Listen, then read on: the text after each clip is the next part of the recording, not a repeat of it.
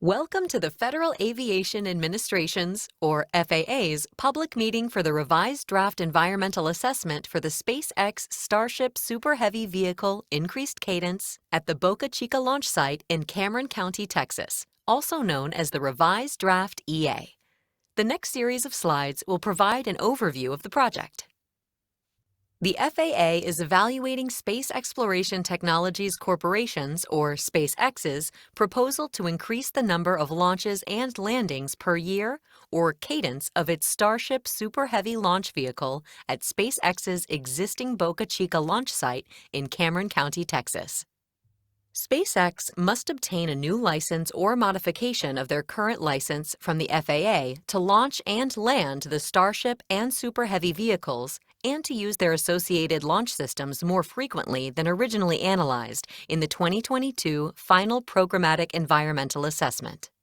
Therefore, the FAA is analyzing the potential environmental impacts of the increased cadence in the revised draft EA. The completion of the environmental review process does not guarantee that the FAA will issue a license modification to SpaceX. SpaceX must also meet the FAA's safety, risk, and financial responsibility requirements.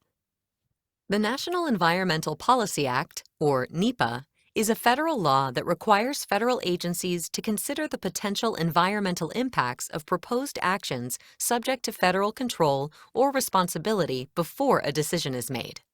FAA decisions to license commercial space operations and to close associated airspace are proposed actions subject to NEPA. Agencies follow a rigorous process before making a final decision. This process includes consideration of a range of alternatives, potential environmental or health consequences, public input, tribal or government consultation, and comments provided on draft documents. The analysis of environmental consequences can be presented in an environmental assessment, or EA. An EA is a concise document used to describe the anticipated environmental impacts and determine whether the action has the potential to significantly affect the human environment. The NEPA process concludes when the FAA publishes either a finding of no significant impact, or FONSI, a FONSI with mitigation commitments, sometimes called a mitigated FONSI, or a notice of intent to prepare an environmental impact statement, or EIS, that would continue the environmental review. A FONSI may be accompanied by a record of decision, or ROD. In May 2014, the FAA prepared an EIS evaluating the environmental impacts of the FAA issuing a launch license and/or experimental permits to SpaceX to construct and operate a launch site and to launch their Falcon 9, Falcon Heavy, and other reusable suborbital launch vehicles from privately owned property in Cameron County, Texas. The FAA then prepared a Programmatic Environmental Assessment, or PEA, in June 2022. The PEA analyzed the environmental impacts of constructing launch-related infrastructure and launching and landing the Starship Super Heavy launch vehicle at Boca Chica in Cameron County, Texas.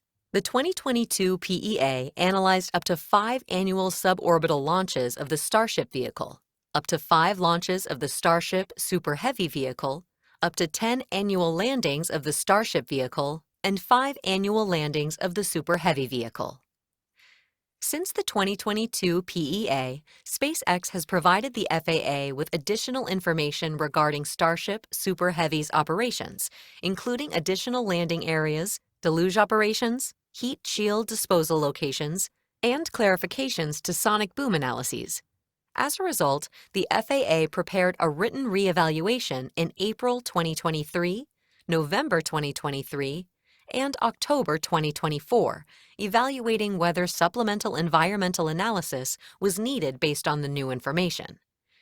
In each written reevaluation, the FAA concluded that changes to the proposed action and new circumstances or information relevant to environmental concerns presented by SpaceX were not substantial, and the underlying assumptions of the 2022 PEA remained valid. In March 2024, SpaceX proposed to modify their vehicle operator license to land the Starship vehicle in the Indian Ocean to accommodate new trajectories.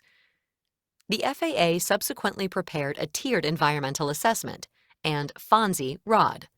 The FAA determined modifying SpaceX's license would not significantly impact the quality of the human environment, and additional environmental analysis was not required. This current EA evaluates SpaceX's proposal to increase the number of annual Starship Super Heavy launches and landing operations, or cadence, and addresses vehicle upgrades.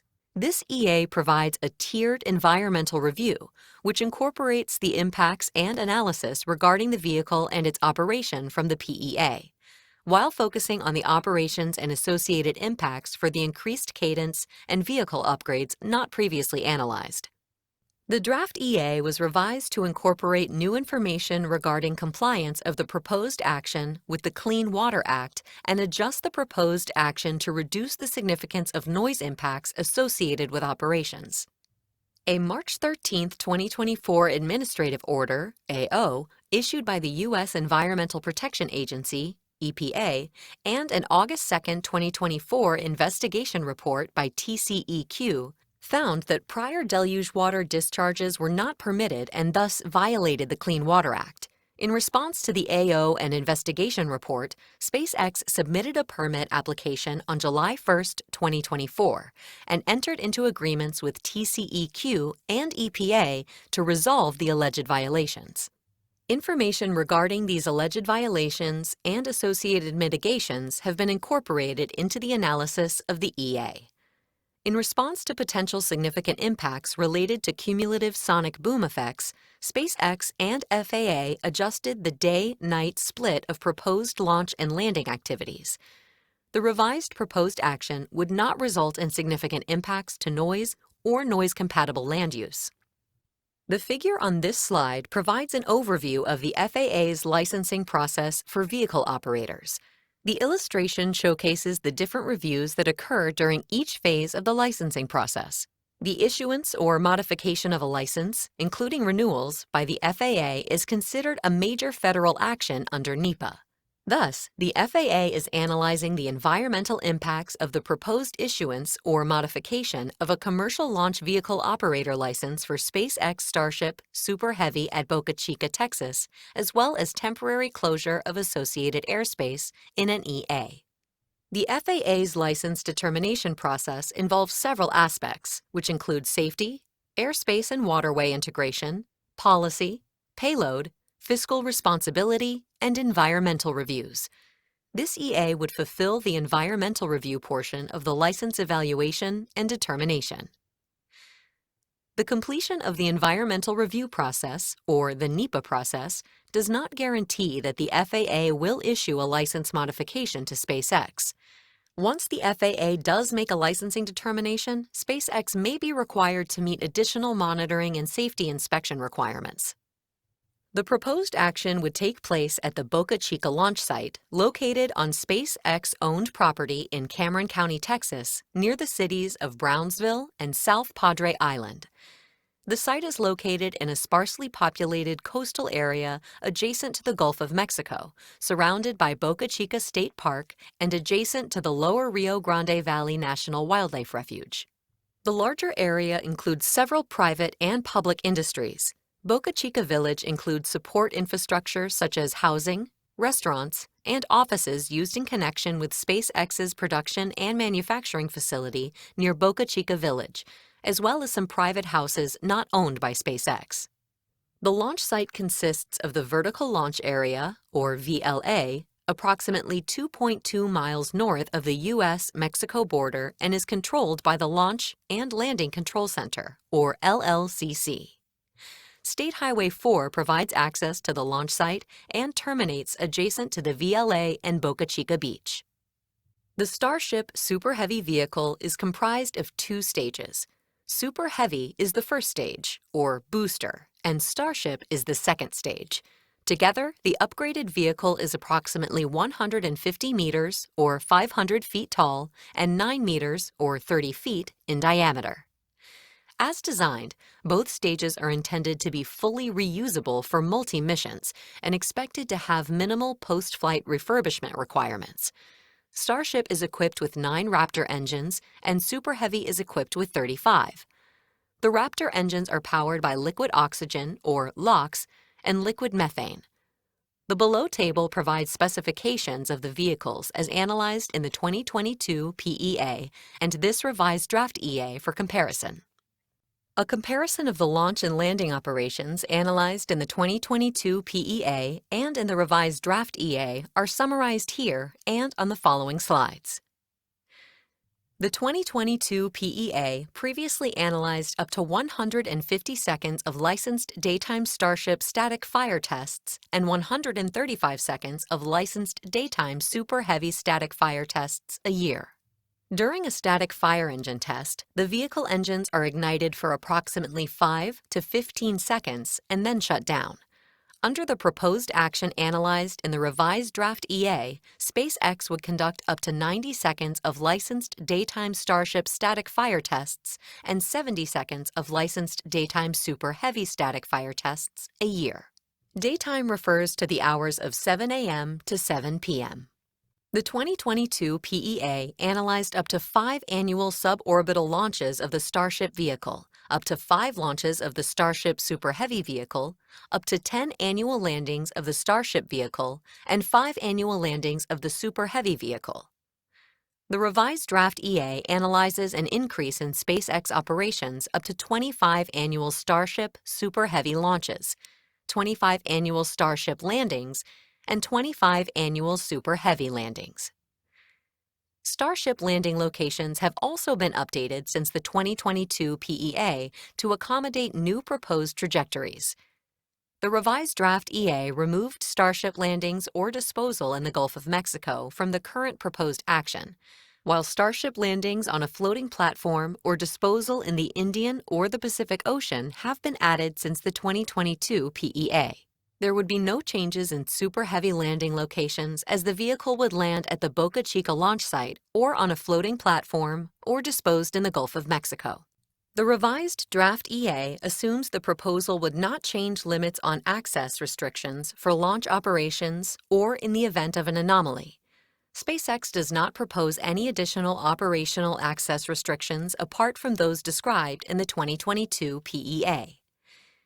In the beginning of the program, SpaceX estimated needing approximately 500 hours of temporary access restrictions annually for nominal or anticipated operations. However, since the 2022 PEA, there has been an 85% reduction in the number of access restrictions implemented during SpaceX launch and re-entry operations.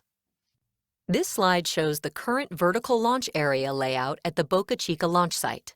As discussed, SpaceX is proposing to increase Starship Super Heavy launch operations up to 25 annual launches.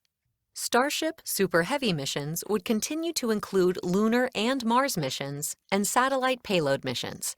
Approved launch trajectories would be based on specific launch vehicle performance and characteristics. SpaceX is not proposing any additional operational access restrictions to support launches apart from those described in the 2022 PEA. SpaceX also proposes to increase Starship Super Heavy landings to up to 25 Super Heavy and 25 Starship landings annually. SpaceX currently lands Super Heavy in the Gulf of Mexico and Starship in the Pacific Ocean and the Indian Ocean and is proposing to expand potential landing sites of Starship. The revised draft EA analyzes the reasonably foreseeable environmental impacts of the following scenarios. SpaceX may land Super Heavy at the Vertical Launch Area, or VLA, on a drone ship, or direct the Super Heavy to be disposed of in the Gulf of Mexico. Additionally, Starship may land at the VLA, on a drone ship, or be disposed of in the Indian or Pacific Ocean. As SpaceX continues to develop the capability to perform a return-to-launch site landing, some vehicles may not be reused, and instead, SpaceX may direct the vehicles to fall into the ocean to be disposed under certain conditions. As the lead federal agency for this EA, the FAA is responsible for analyzing the potential environmental impacts of the proposed action and creating airspace closures to ensure public safety. The FAA requested cooperating agencies to participate in the NEPA process due to their special expertise or jurisdiction by law over the launch facility or maritime environment. Cooperating agencies for this revised draft EA include the National Aeronautics and Space Administration, U.S. Fish and Wildlife Service, National Park Service, and U.S. Coast Guard. The FAA also invited the Texas Historical Commission and Texas Parks and Wildlife Department to be participating agencies. These agencies were invited due to the location of the launch site relative to state-managed properties and their special expertise. The revised draft EA examines potential impacts of proposed alternatives on the human and natural environments. Potential environmental resources that are evaluated in the revised draft EA include those listed on this slide.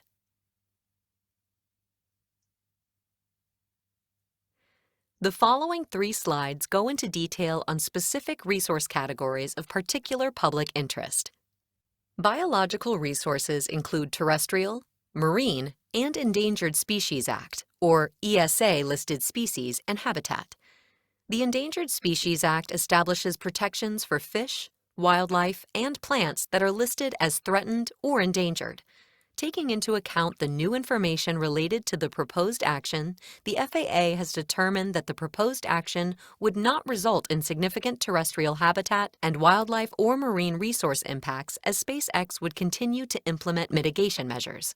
The FAA is conducting formal consultation with the U.S. Fish and Wildlife Service, or the Service, to determine whether the proposed action may affect and is likely to adversely affect Endangered Species Act, ESA, listed species, and critical habitat, as well as with National Marine Fisheries Service, or NMFS, to determine whether the proposed action would adversely affect ESA-listed marine species or designated critical habitat.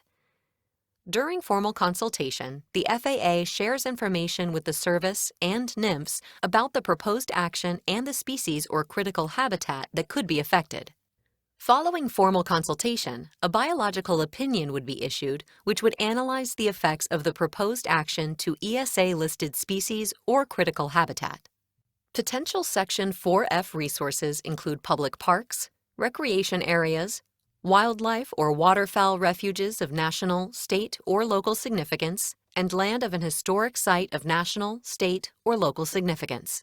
The FAA is evaluating the proposed action for potential significant impacts to 4F resources, including constructive use. Constructive use occurs when the impacts of a project on a Section 4F property are so severe that the activities, features, or attributes that qualify the property for protection under Section 4F are substantially impaired. At this time, the FAA has made preliminary determinations that temporary access restrictions, noise, sonic booms, and debris associated with the proposed action do not constitute a constructive use. Analysis is being conducted in accordance with FAA Order 1050.1F, and the FAA will consider all relevant data, public comments, and applicable requirements before reaching a conclusion in the final EA. The FAA will explain if any conclusions differ from those presented in the 2022 PEA and will disclose if it conducted any additional consultations. The proposed action would not result in any change from the conclusions in the 2022 PEA to limits on access restrictions, total duration of access restrictions, or hours of anomaly-related access restrictions to Section 4F resources. Despite noise-related changes associated with static fire engine tests, launches, landings, and potential for structural damage, no residents or members of the public would experience noise above the Occupational Safety and Health Administration's, or OSHA's, 115 decibel or dB threshold during a launch. The 115 dB LA max contour, which is used as a conservative limit for hearing conservation, extends approximately 1 mile from the launch pad and does not contain private residences. This is shown in the middle map. The map on the left of the slide shows the overpressure contours of sonic booms from super heavy landing. For sonic booms, at approximately 2 pounds per square foot, or PSF, there is a 1 in 10,000 probability of breakage for a large window, and at approximately 4 PSF, there is a 1 in 10,000 probability of breakage for a small window. People within the 6 PSF contour will most likely hear the sonic boom. laboratory and field testing shows that pre-damaged or poor condition windows could possibly exhibit progression of damage over multiple exposures to this magnitude of boom. Overpressures within the 10 psf contour reach the community of Tarpon Bend and the extreme south of South Padre Island, with overpressures between 6 and 10 psf extending across populated portions of South Padre Island, Port Isabel, and southern Laguna Heights.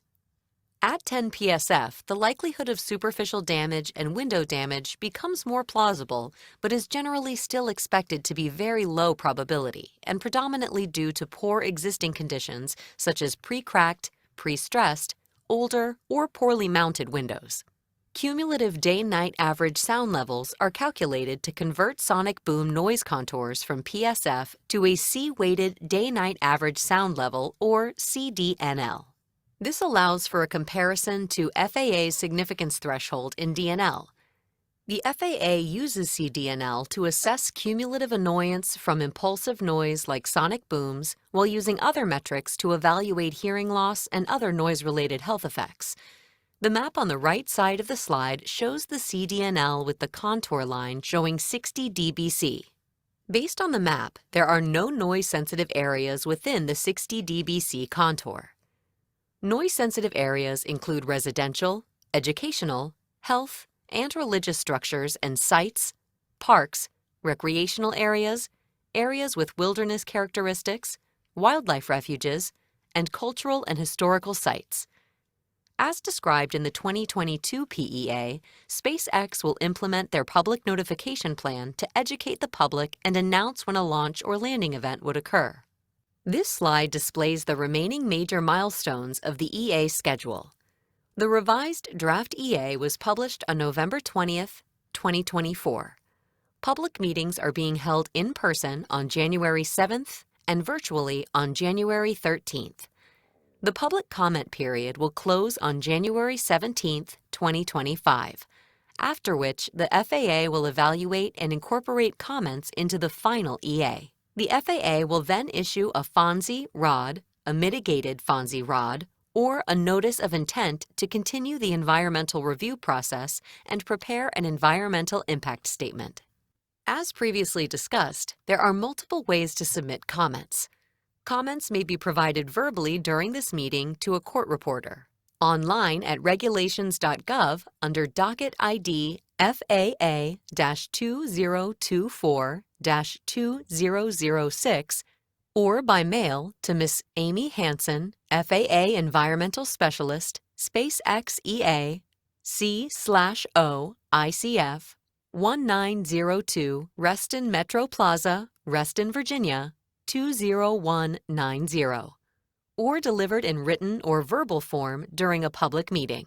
The FAA will consider and respond in the final EA to all substantive comments received or postmarked by no later than January 17, 2025. You may also subscribe to the project mailing list and view the revised draft EA at the project website, listed at the bottom of this slide. The FAA is seeking comments from the public concerning the accuracy of the revised draft EA, adequacy of the analysis, new information, alternatives not considered that meet the project's purpose and need, or additional areas where further clarification is needed. All substantive comments received, regardless of format or submission date, will be given full and equal consideration. This concludes the video presentation. There we go. Aloha. My name is Linda Williams, and I'm from Hilo, Hawaii. My testimony tonight is primarily to demand that a full EIS be conducted. The expansion of the landing zones in the Pacific within the EE zone around Hawaii and in the areas around all the way through the Pacific are so much larger than in anything that was done in the 2022 PEA or the rewritten evaluation for landings that a full EIS should be done. That would also trigger a Section 106 consultation with Native Hawaiians. Hawaiians are completely excluded from this environmental review process because of the FAA's claim that the proximity to Hawaii is insignificant. all of the Pacific is significant to Hawaii, and we must be included in the environmental review process. Now, there's many, many reasons why there should be a full EIS for the launch location in Boca Chica and for the people and residents who live there. As much as Elon Musk complains about overregulation, the FAA has been consistently lenient towards SpaceX and their licensing. So it's time for the FAA to stand up and do the right thing and do a full environmental review to look at the long-term consequences and the accumulative consequences and include all the stakeholders in this process. And that's all I have to say. Thank you. Oh, no, I have another minute. I'm not done. I'm going to take it. I also believe that the FAA is in violation of NEPA requirements to make this process transparent and easily accessible to the public. This process is not easily accessible and transparent to the public.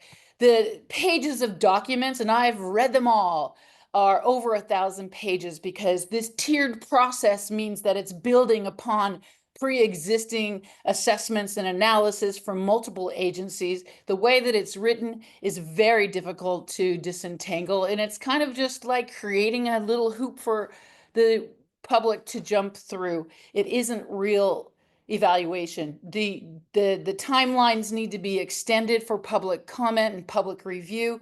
Giving 30 days or 40 days for review is ridiculous. It's thousands of pages of documents that people in the industry expect to take 6 months to review. So I ask you, FAA, to please do your job, properly evaluate this new industry so we don't have unintended consequences like the climate catastrophe we're living in or poisoning our oceans, and involve everyone who should be involved, and that's especially Hawaii. Mahalo. Thank you so much for your comment. Our next speaker is Evan Moyle. Hi there. So mine's maybe a bit overly philosophical, but I think if you kind of look at the history of humanity and you think, well, gee whiz, maybe there are 100 billion of our ancestors existed, and if we can expand the scope and scale of consciousness to the stars, maybe there will be many hundreds of trillions or quadrillions more. And I love humanity, and I love all the creatures of Earth, and I think we could bring them with us and have a much brighter long-term future if we increase if we make it possible to achieve those ends. And I think it's really hard, and it might not happen. But this is one way, and maybe one of the only ways I can think of that we could really increase the scale. And I also just wanted to say thank you to anyone who lives near Starbase, near Boca Chica, who is inconvenienced. I really think you're taking one for the team, and I really appreciate you. Thanks. Yes, hi, thank you. Okay, I'm going to read a letter that I did submit, so I'm just going to reread my letter. And it says, I'm writing to formally oppose the permit request for SpaceX Starship Super Heavy Cadence Increase at Boca Chica Permit 508. And it's more of a personal, I don't have any legal background or knowledge of the engineering specifics. So this is more of a personal, cultural letter. So Boca Chica holds deep cultural and personal significance to my family.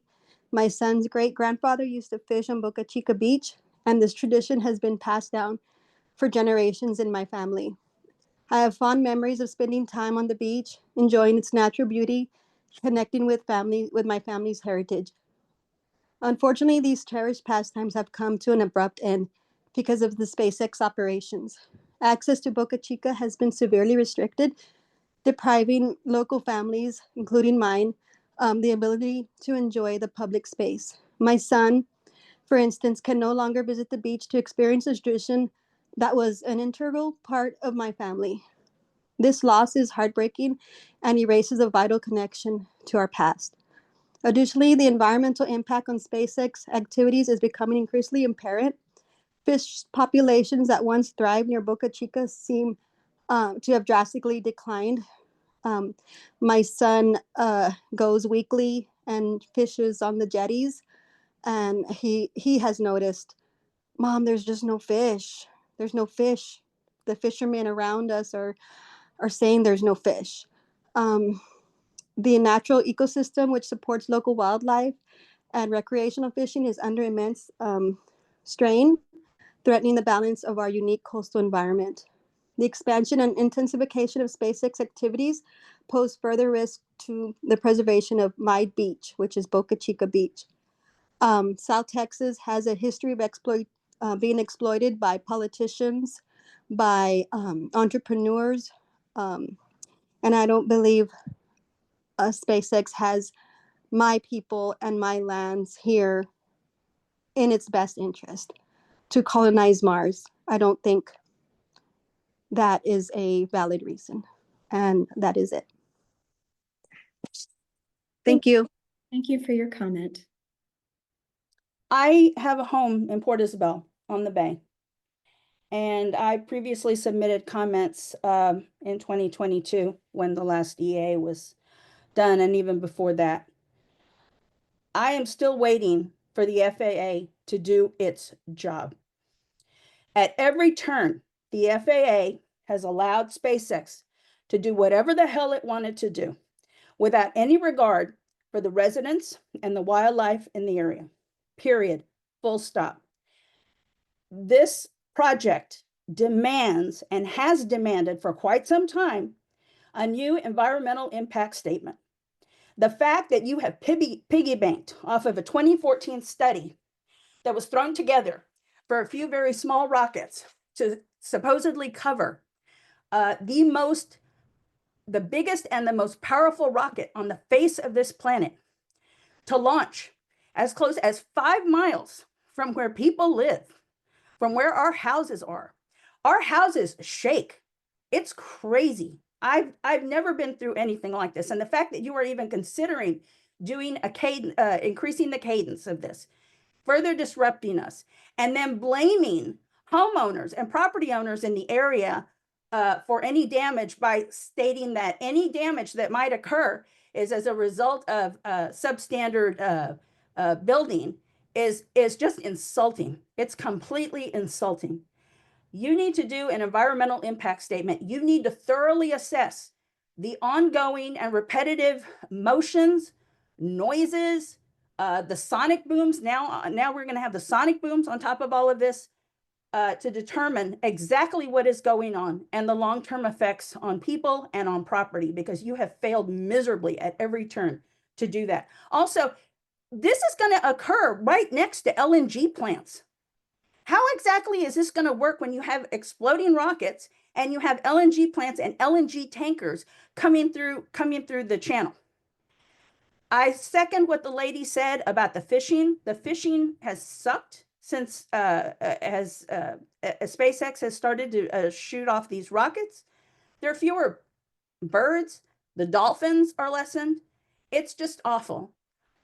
My family can hear this thing in Harlingen. It stems well beyond Port Isabel. And it is outrageous that you canceled the public hearing in Port Isabel, because Port Isabel, Long Island Village, South Padre Island, Laguna Vista, Laguna Heights, those are the people that are most affected by this. And they should have ample opportunity to come and face you and put their thoughts on the record. Thank you. Do your job. We need an environmental impact statement, the whole thing. Do your job. Thank you.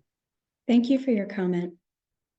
I just have two brief comments. One comment is that Starship is the first completely reusable spacecraft, which will make it a lot more environmentally friendly than any other spacecraft before. And I think for this reason, the sooner it's developed, the better it is for the environment from that perspective. And my second comment is that every year there is a small, but is a non-zero risk that a meteor or asteroid hits Earth. Our planet has experienced such events several times over its lifetime, and such an event would have a dramatic, catastrophic consequences on the environment of the whole planet, not just Boca Chica. And if you want to face such a threat, if NASA wants to face it, we need fast and powerful access to space. And I view Spaceship program as an insurance policy for NASA to address such a challenge. And I believe that the limited local impact on Boca Chica spaceport can be justified for this reason. Thank you very much. Yeah, it's David Dixon. I own a couple properties on the island. My wife and I run a business on South Padre Island. I mean, we're excited by what SpaceX does. It's exciting to see a liftoff. I know there's a lot of people that come to the island, and that's good. Our biggest concern is I've lived in Oklahoma where we've had earthquakes. This is the biggest earthquake every time they launch.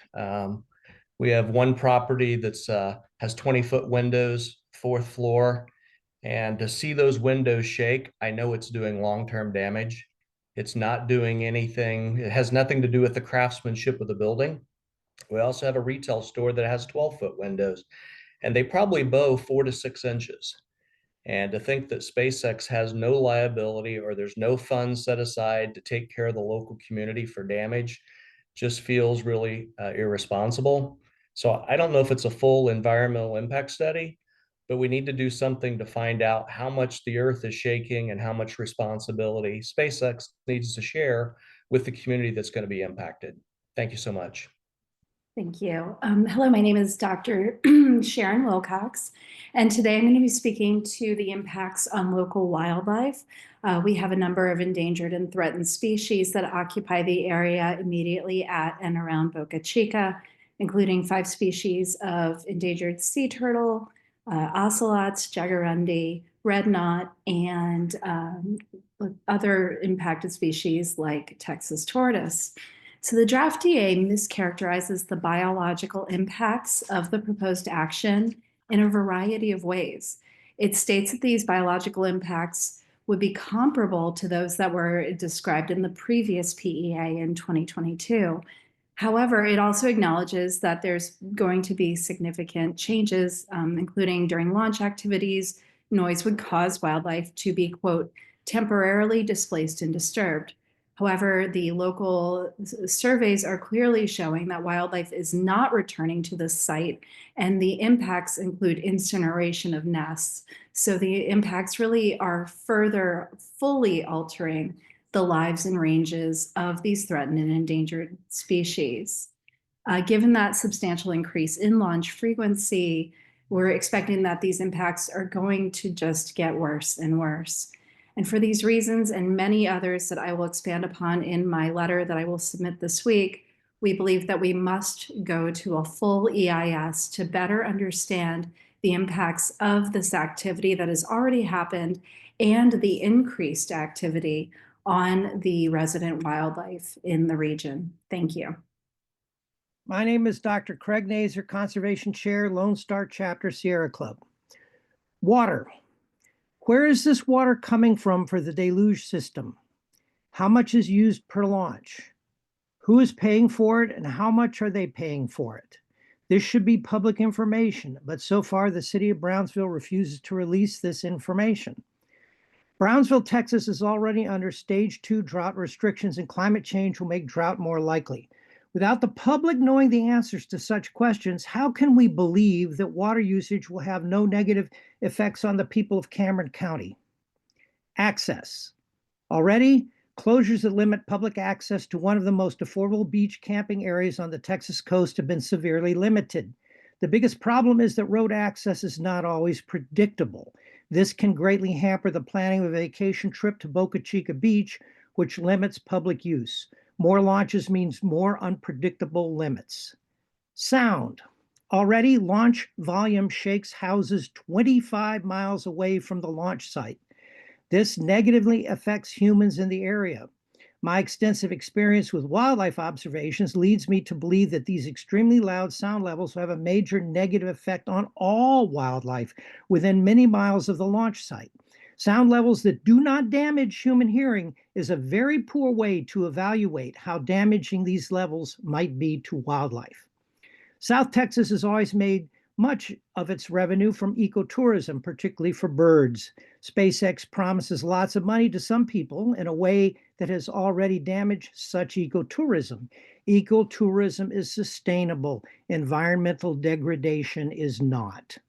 Ecosystems are usually not damaged all at once. They're slowly damaged bit by bit. Humans belong to Earth ecosystems. Mars does not have these ecosystems. Damaging the Earth and the ecosystems that make human life possible is a very benighted way to get to Mars. I think SpaceX needs a full EIS for any increase in launch frequency. Thank you for taking my comments. Hi there. Thank you for letting me speak. I'm Dr. Ryan McLeod.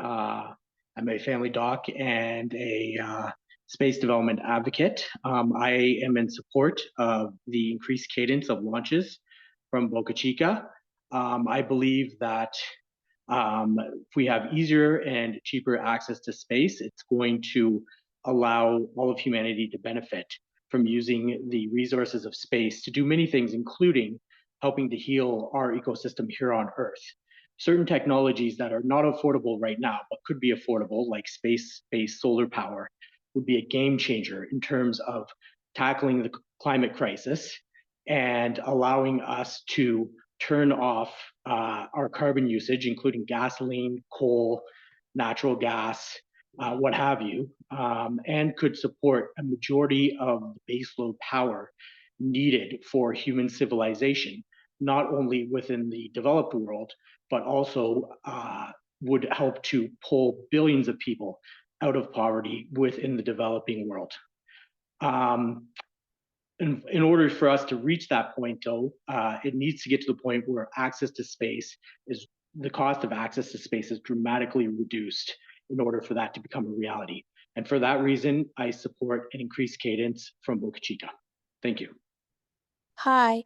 Yes, my concern is over our foundations.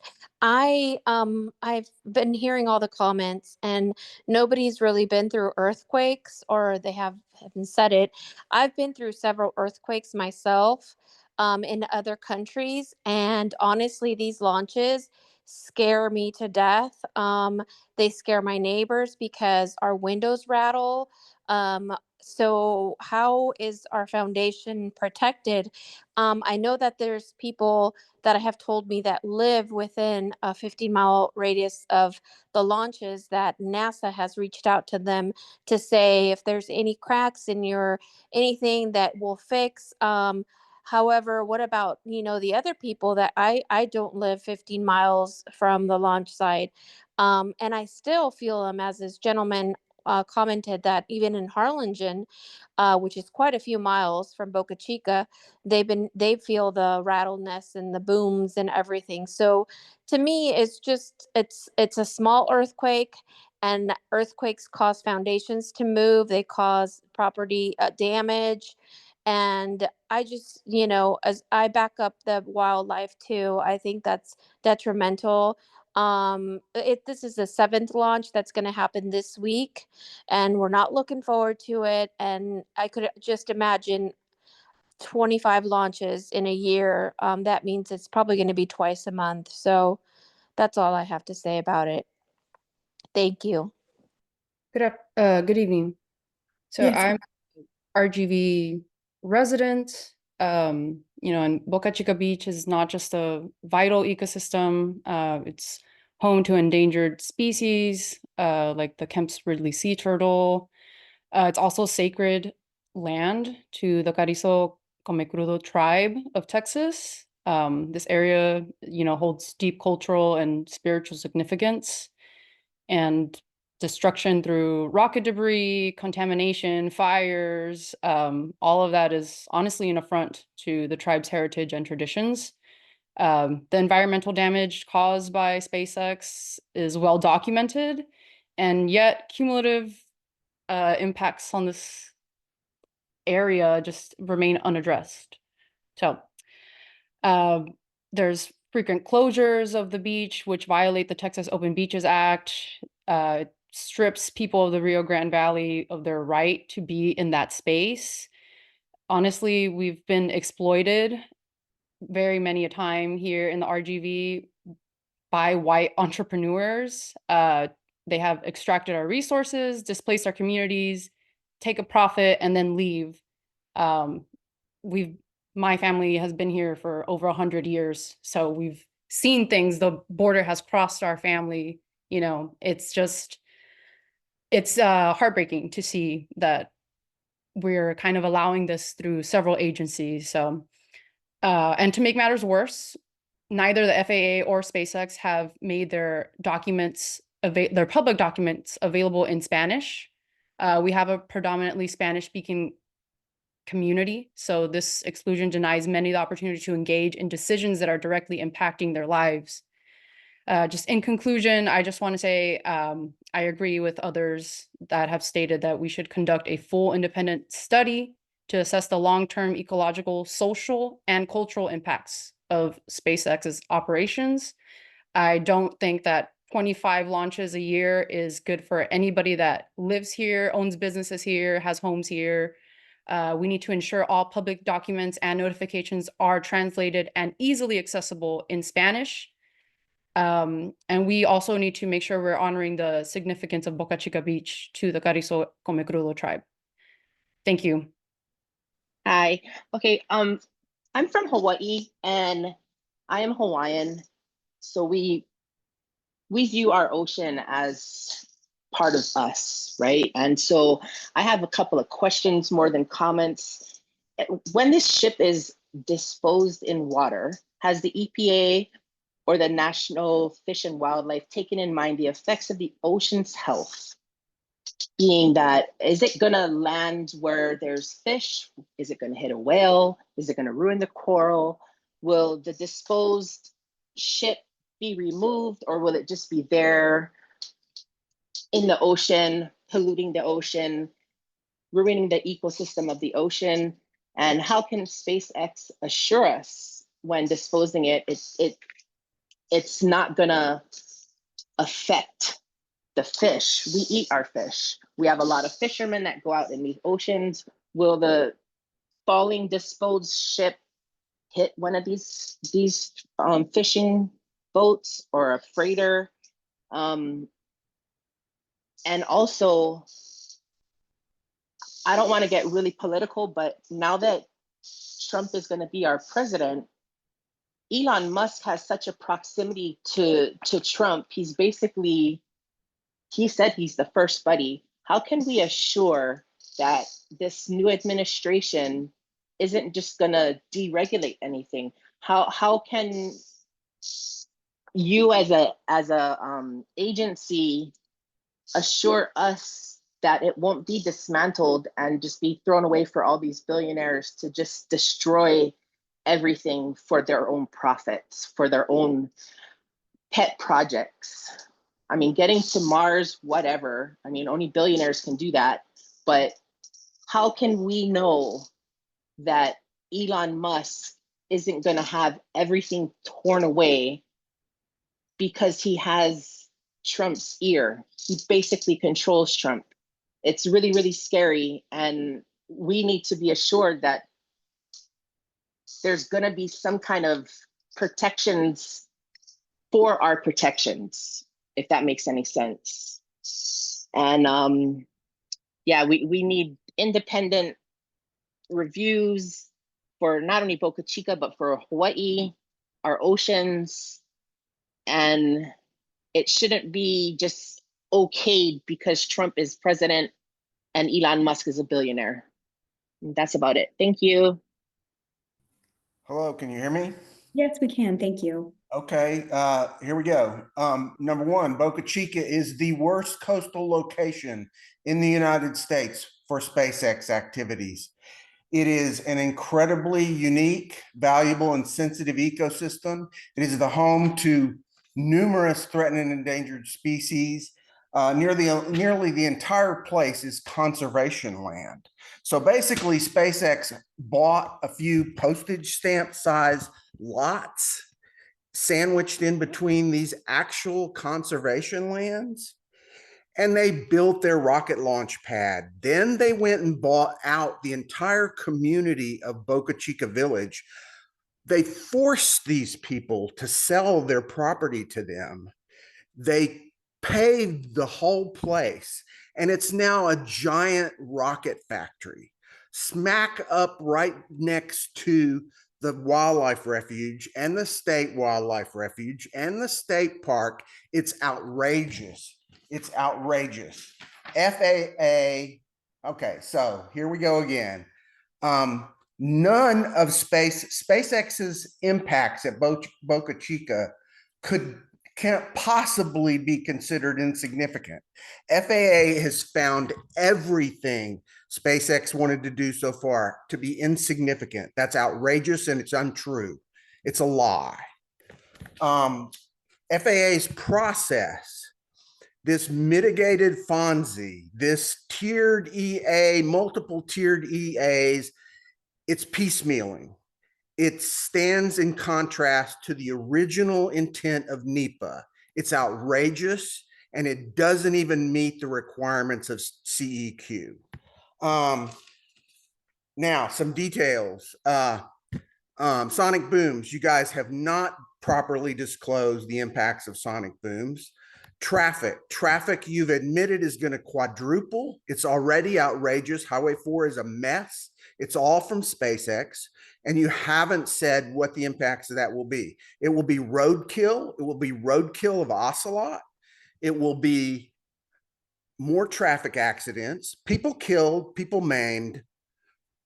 And that's all I got right now, but I'm going to give you guys a whole lot more on paper.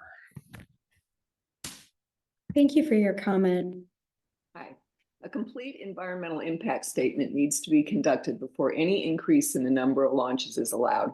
The lack of scientific analysis of impacts for the first launches has led to a haphazard approach to environmental and community accountability. How can it possibly be assumed that an increase to 25 launches and landings per year will result in a finding of no significant impact? One example of this lack of interest in monitoring impacts is that TCEQ is continuing to allow, without a required permit, launches using a deluge system that discharges industrial wastewater into the wetlands surrounding a launch site. This means that no one was actually responsible for collecting comprehensive baseline data on water quality and macro and micro invertebrate populations. How can accurate comparisons be made to the post-launch data, even if it were being collected? As the experimental process continues with an increase to 25 launches and landings per year, how much water will be used and released into the wetlands in violation of NEPA? Since the lower Rio Grande Valley is experiencing a drought, how is it responsible to allow this secretive water use practice?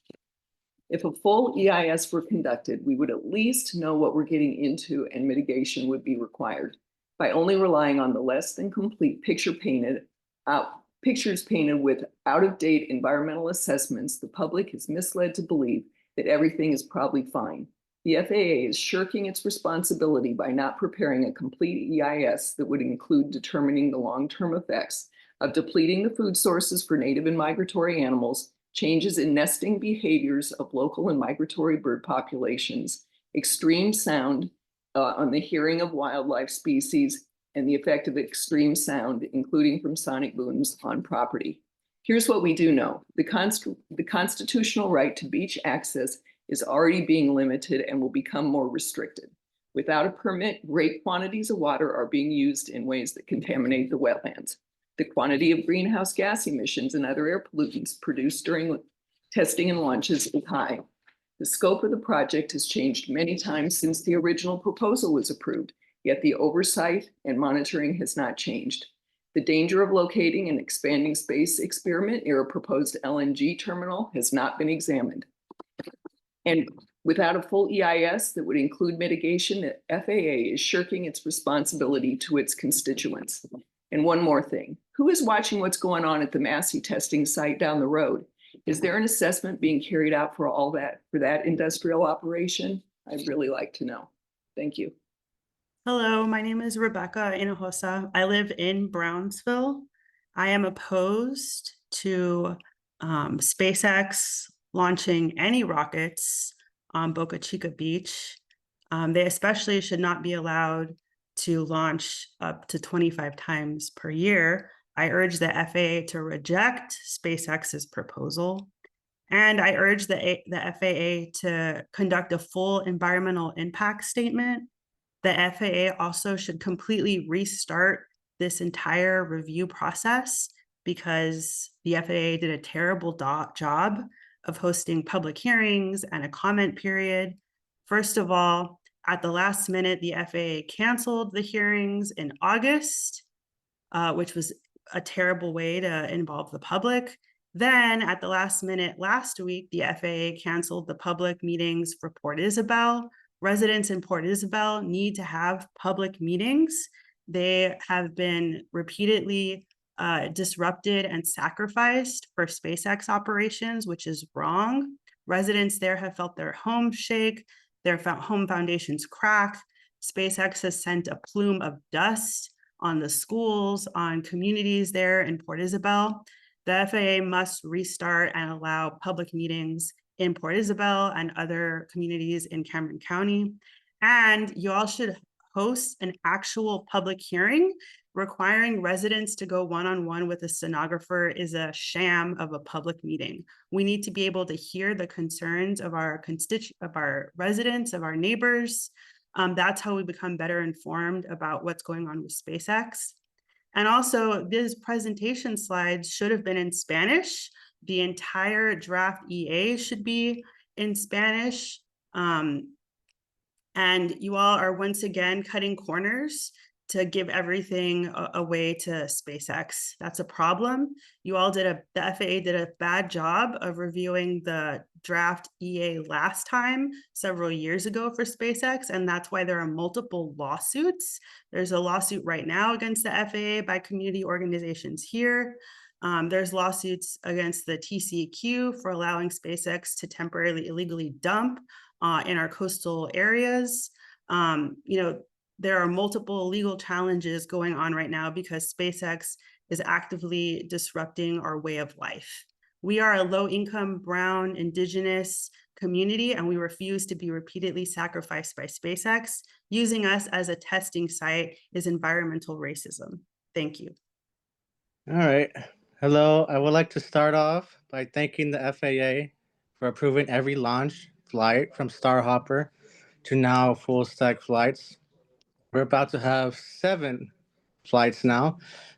All right, here are my thoughts and concerns on the 25 launch cadence.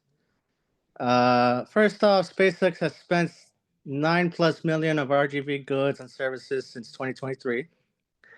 3,400 full-time employees and contractors, and 21,400 plus local community jobs generated by SpaceX.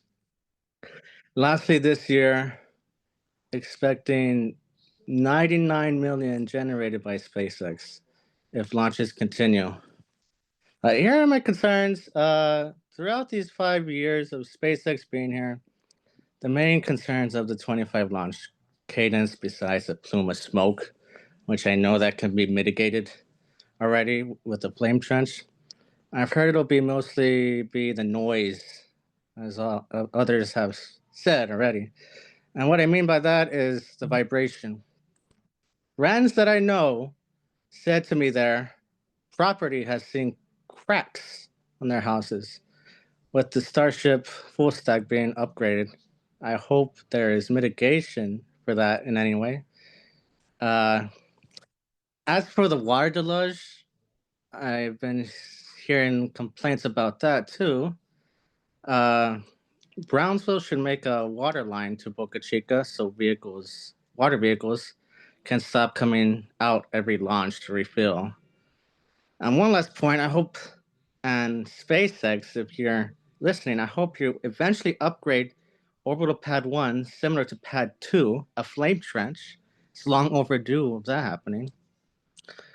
But as for the comments on the road closures, no. The biggest problem with the road closures wasn't back in 2021 with the Starship launches. Now that's been moved to Massey's, where they now test out the ships. The closures now are for testing the booster. And after that, launch. I have not seen excessive closures at all.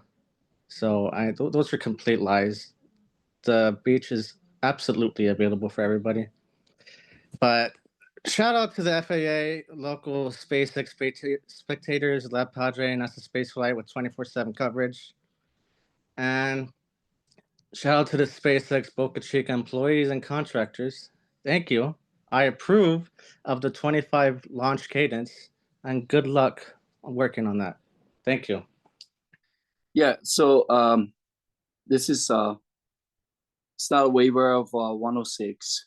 This is a notice upon all who are present and those that makes decision in continuous violations of international laws in the Pacific.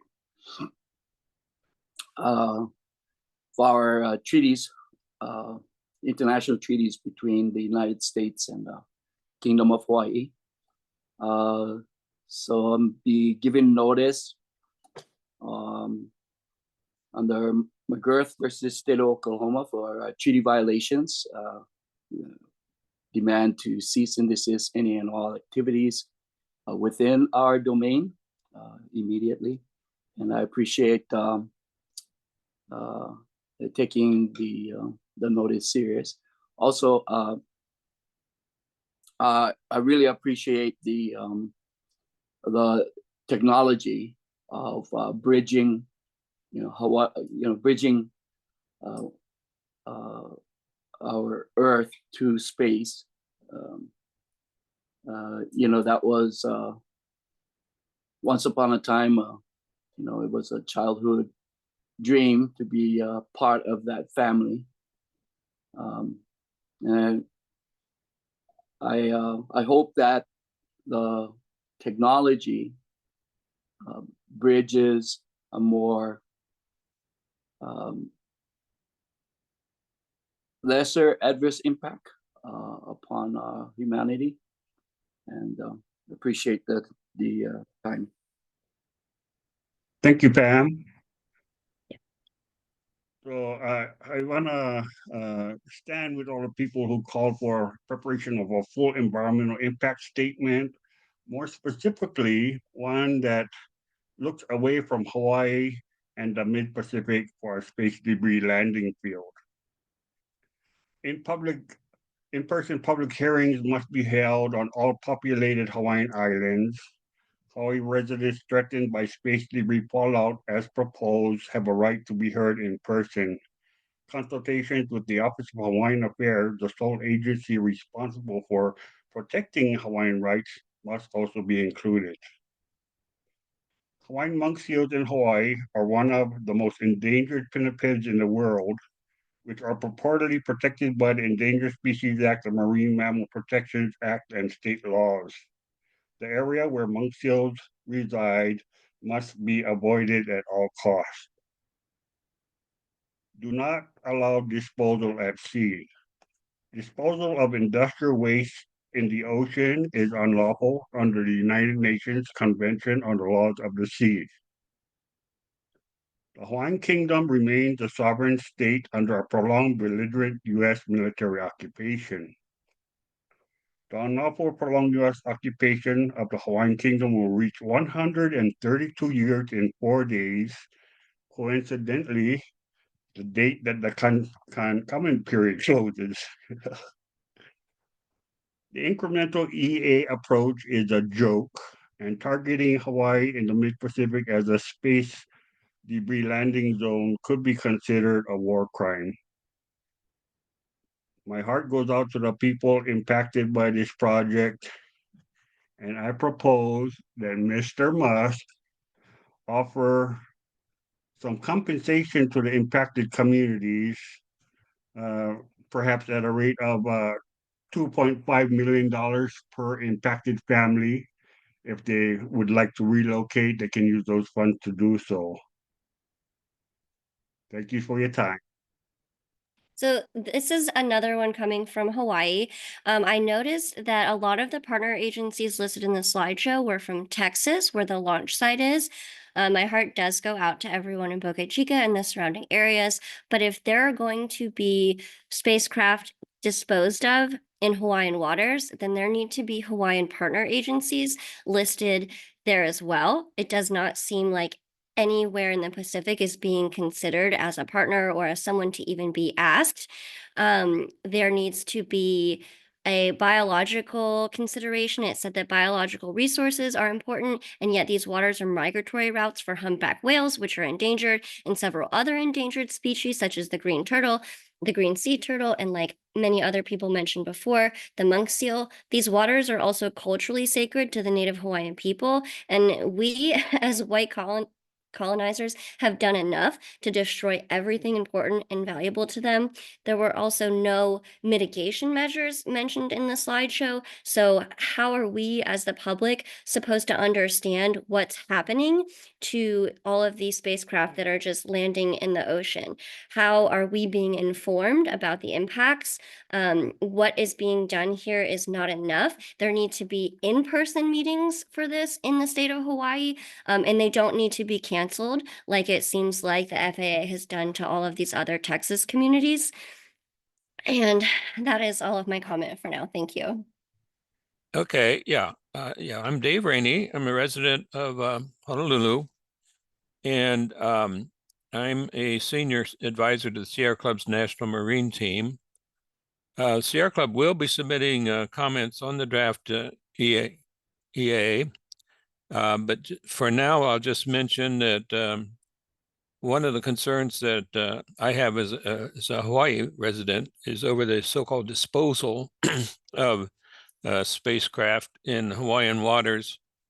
And for debris from a SpaceX vehicle to enter the waters of Papahanaumokuakea Marine National Monument would appear to violate Article 5 of the monument's proclamation, which states the following: under regulated activities within Papahanaumokuakea, number 5, discharging or depositing any material or other matter into special preservation areas or the Midway Atoll Special Management Area, except vessel engineering, cooling water, weather duct runoff, or vessel engine exhaust.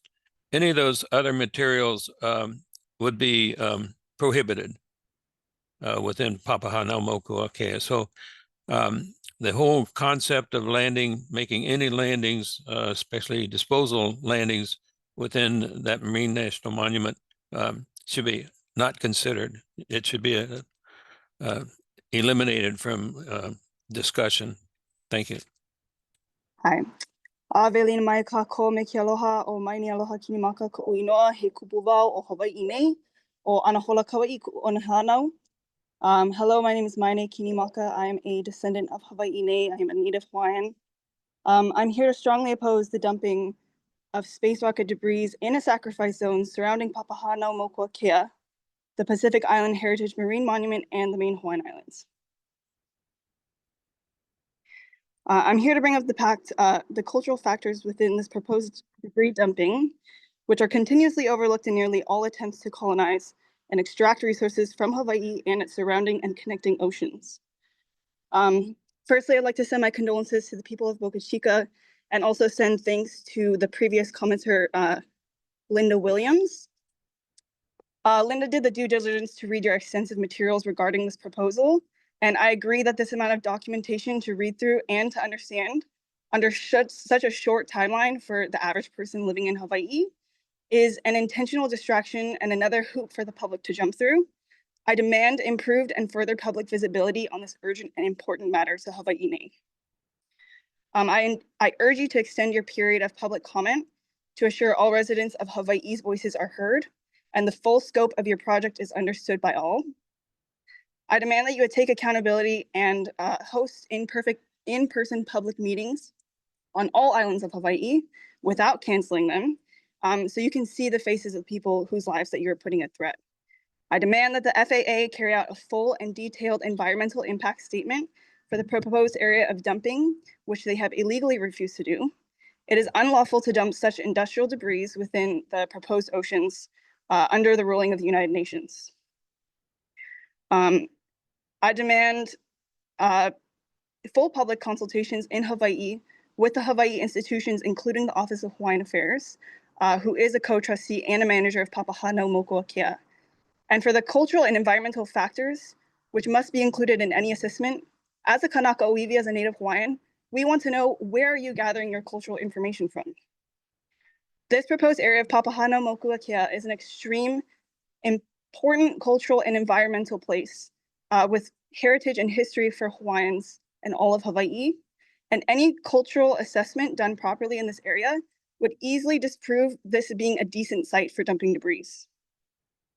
Lastly, I urge you to check your privilege as you dare to set out to colonize another planet of our universe, while those of your very own species, your fellow human beings, are on this planet right now, still suffering the effects and exploitations of your American colonization. Heva Eola Hawaii. Okay, thank you to the previous speaker. I am also from Hawaii. I am not a native Hawaiian, but I am a person whose spirit is in the right place for this nation. Some of the comments I have are the fact that I'm curious. I know that the SpaceX project has not followed and taken care of a lot of demands that the FAA, the environmental impact reports and stuff did. Musk has repeatedly ignored and been fined over and over again. We're dealing with heavy metals. We're dealing with garbage. One speaker said that they're reusable, the only reusable rocket. Well, that's not really true, because we have the Space Center that is orbiting, and we go back and forth to that quite a bit, and we can now land, back on the United States. But when who makes the arbitrary decision that this particular section of this rocket is no longer good, and then we just dump it in the ocean? And when we dump it in the ocean, we're dealing with heavy metals, we're dealing with oils, hydrocarbons, oxygens, all the stuff that it takes to put that thing out there in the first place. Hawaii has a very, very fragile ecosystem. We have endangered monk seals, green turtles, sea turtles. Our monuments have been a national heritage UNESCO heritage site since back in like the 1980s. This is not anything new for this island.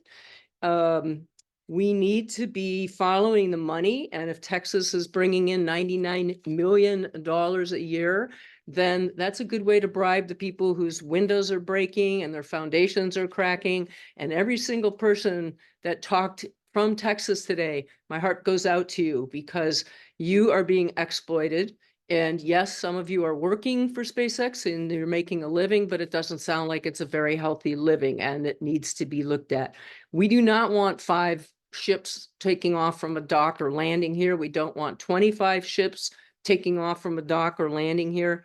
This EIR and all of the environmental stuff needs to be updated. It was done in 2010, 2012, 14. This is going into 2025. A lot of things have changed on this planet in the last 15 or 20 years, and that's not being considered. I also think it's highly disrespectful that the 2 meetings that were held in Texas were arbitrarily canceled, and that this one has been notified kind of under the radar, and there's very few Hawaiians that really know that this is coming down the pike for us. So we don't let people study the stars here. Mauna Kea has a very strong contingency, and I have a feeling that doing anything with SpaceX here will be the same. Thank you very much. Thank you for your comment. Aloha. My name is Stephanie Freed. Hang on, I'm trying to get away from the echo. And I'm a former alternate member of the Northwestern Hawaiian Islands Coral Reef Ecosystem Reserve Advisory Council. I'm also a member of the Northwestern Hawaiian Islands Hui, but I'm speaking in my personal capacity. For the past 25 years, like many others, I have been engaged in establishing the strong protections for biodiversity and Kanaka Maoli Native Hawaiian cultural rights in Papahānaumokuākea. My primary point is to demand a full environmental impact statement, one that involves, of course, consultations on every island of Hawaii. The region of Papahānaumokuākea is of enormous and unique biodiversity and cultural heritage. And it's in the middle of key pathways for highly endangered migratory seabirds and cetaceans. And it's been protected in a bipartisan manner by 4 US presidents over the span of the past 100 years. More recently, over the past several decades, a wide range of Kanaka Maoli community representatives and fishers and cultural practitioners have made over 110,000 public comments in support of these protections at over 30 hearings and 100 meetings. The three main points I wish to make are, of course, that a full environmental impact assessment must be carried out, environmental impact statement must be produced in order to meet NEPA requirements. It's outrageous that you require an EIS in Florida, but not for Hawaii. In addition, the proposed action takes place not only in Texas, and again, our heart goes out to the speakers from Texas. The action takes place not only there, but also in the waters surrounding Hawaii, surrounding the main Hawaiian Islands where everyone lives, surrounding the Papahānaumokuākea Marine Monument, surrounding the Northwestern Hawaiian Islands Coral Reef Ecosystem Reserve, the State Refuge, the U.S. Fish and Wildlife Refuges, and the Pacific Islands Heritage National Marine Monument.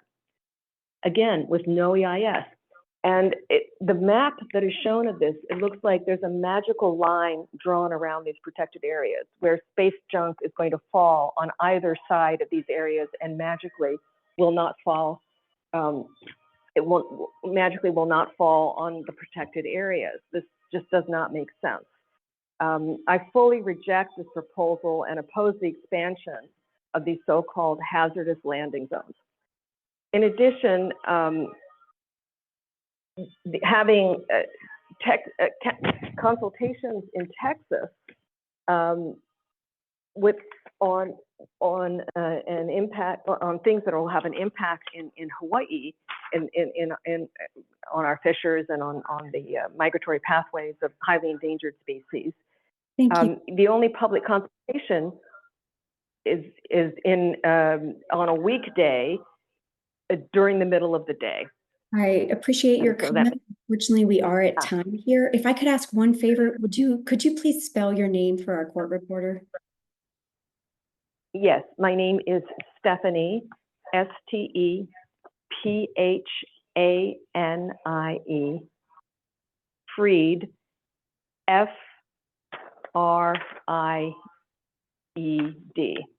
Thank you so much, and thank you for your comment.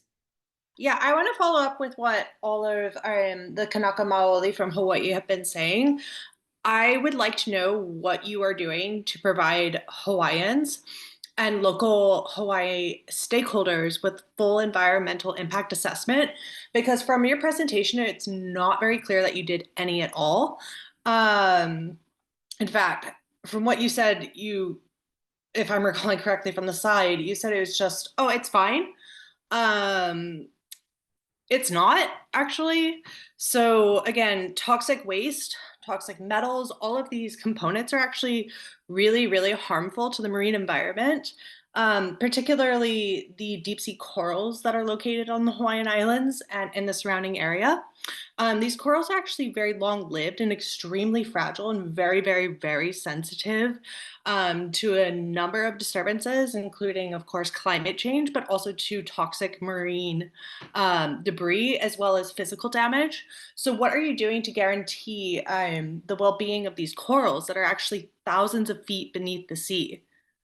I really don't think that you're capable of actually providing an environmental impact assessment, actually, for the deep sea, as well as for the Hawaiian Islands. I also demand, actually, that you hold public hearings on all of the Hawaiian Islands and do not cancel these meetings to inform public stakeholders. Additionally, my heart goes out to everybody who's already been impacted in Texas. You guys have really, really suffered the consequences of unfettered capitalism. And that's all I have to say. Thank you so much. Okay. My name is Gloria Thomas, and I'm a resident in Brownsville, Texas. And I would like the FAA to reject SpaceX's proposal to launch 25 times a year, because the assessment for environmental impacts, public health and safety, and cultural impacts are inaccurate. There's also not enough assessment of the cumulative effects of a series of launches. the FAA should, at the very least, conduct an environmental impacts study. There's also no consultation with the Carrizo Como Crudo tribe of Texas, who consider Boca Chica Beach sacred lands. It is required for you to consult with with tribal entities. There's been no response to the demands of community members to address concerns for public safety from the previous launches, or to make Boca Chica Beach accessible for recreational activities. As it stands now, the launch site is nearby several sensitive wildlife habitats, and it is a responsibility of the state, city, and all national agencies to protect them. The pristine habitats on Boca Chica Beach have already been damaged by previous launches. A fire test has already burned 60 acres of wildlife habitat. This caused 60 acres of vegetation to be burned, 60 acres of potentially endangered species to be burned, migratory species to be burned in this area. That is a significant impact. The previous launches, as many have spoken, have shaken people's houses, and this is a significant impact to public safety, especially to elderly residents who could residents, to disabled residents, to children and pets. There have already been incidences of people falling from the launches. It has triggered PTSD symptoms and caused painful migraines in people. There are people with chronic illnesses, and the launches have triggered spasms. I'd also like to note, like the other commenters, that this review process has to be accessible to the public. Thank you very much for your comment. Aloha, this is Molly Collins from Honolulu, Hawaii. And I would like to say that SpaceX has absolutely no cultural or environmental viability, and the program needs to be shut down immediately. Mahalo. Thank you for your comment. Hey, my name is Bijang Slab, and I'm a First Nations person and sailor from Australia. I've been a cultural consultant and work closely with government organisations in conservation and humanitarian aid and projects, around Australia and the islands of the Pacific Ocean. And I've seen the first-hand impacts of the islands and the damages that can be done not just to the native people, but the native wildlife and environment that the people are still relying on and have a connection to today. The people used the environment to navigate using the stars, marine wildlife, migratory bird species, and the weather observations, which SpaceX are putting in jeopardy. And, we've always followed the ways passed down from our ancestors to protect the connection and the future of the Earth and everything in it. How are we going to keep that connection when, we don't even talk to the local people in the islands? So yeah, that's all I got to say is we just need more cultural contact and representation, and just to look after the Earth.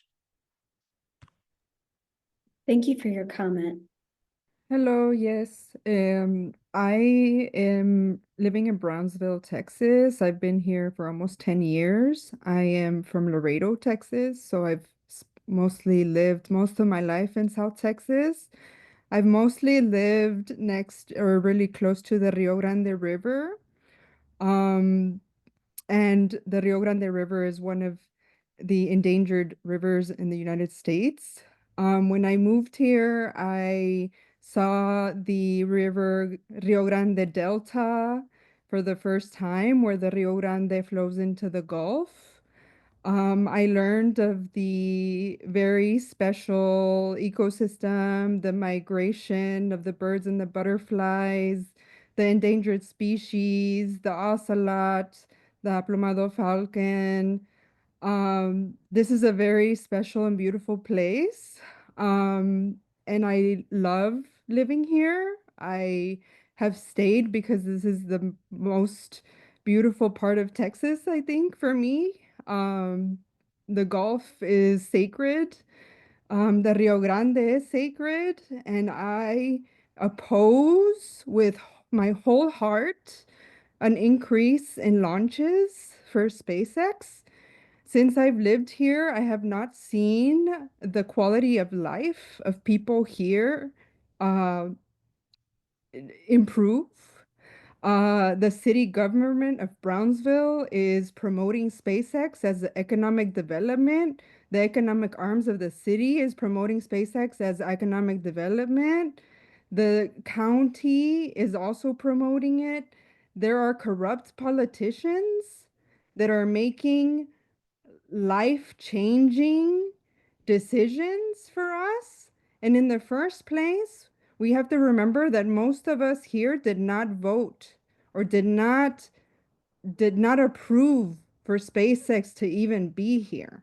SpaceX should not even be here. It is worsened our quality of life here in the Mexican border. We're a border city with mostly Mexican immigrants.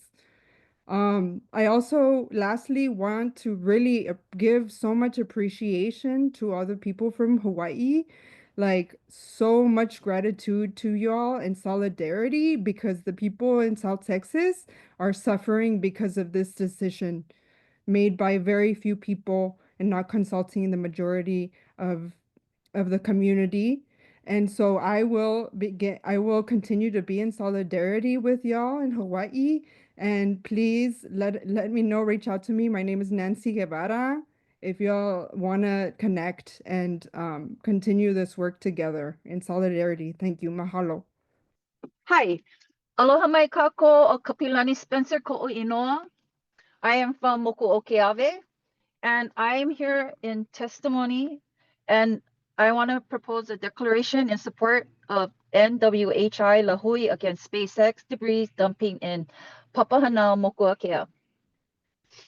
We, the Undersigned, stand in unwavering opposition to SpaceX proposed plan to dump debris from its Starship spacecraft in the waters surrounding Papahanao, Mokuakea Marine National Monument.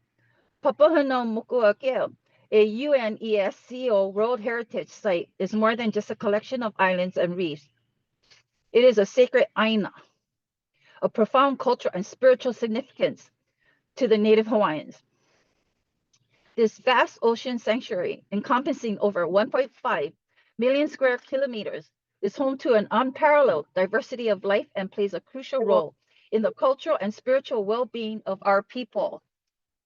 SpaceX proposal to discard space debris in these sacred waters is a blatant disregard for the sanctity of Papahanao, Mokuakea.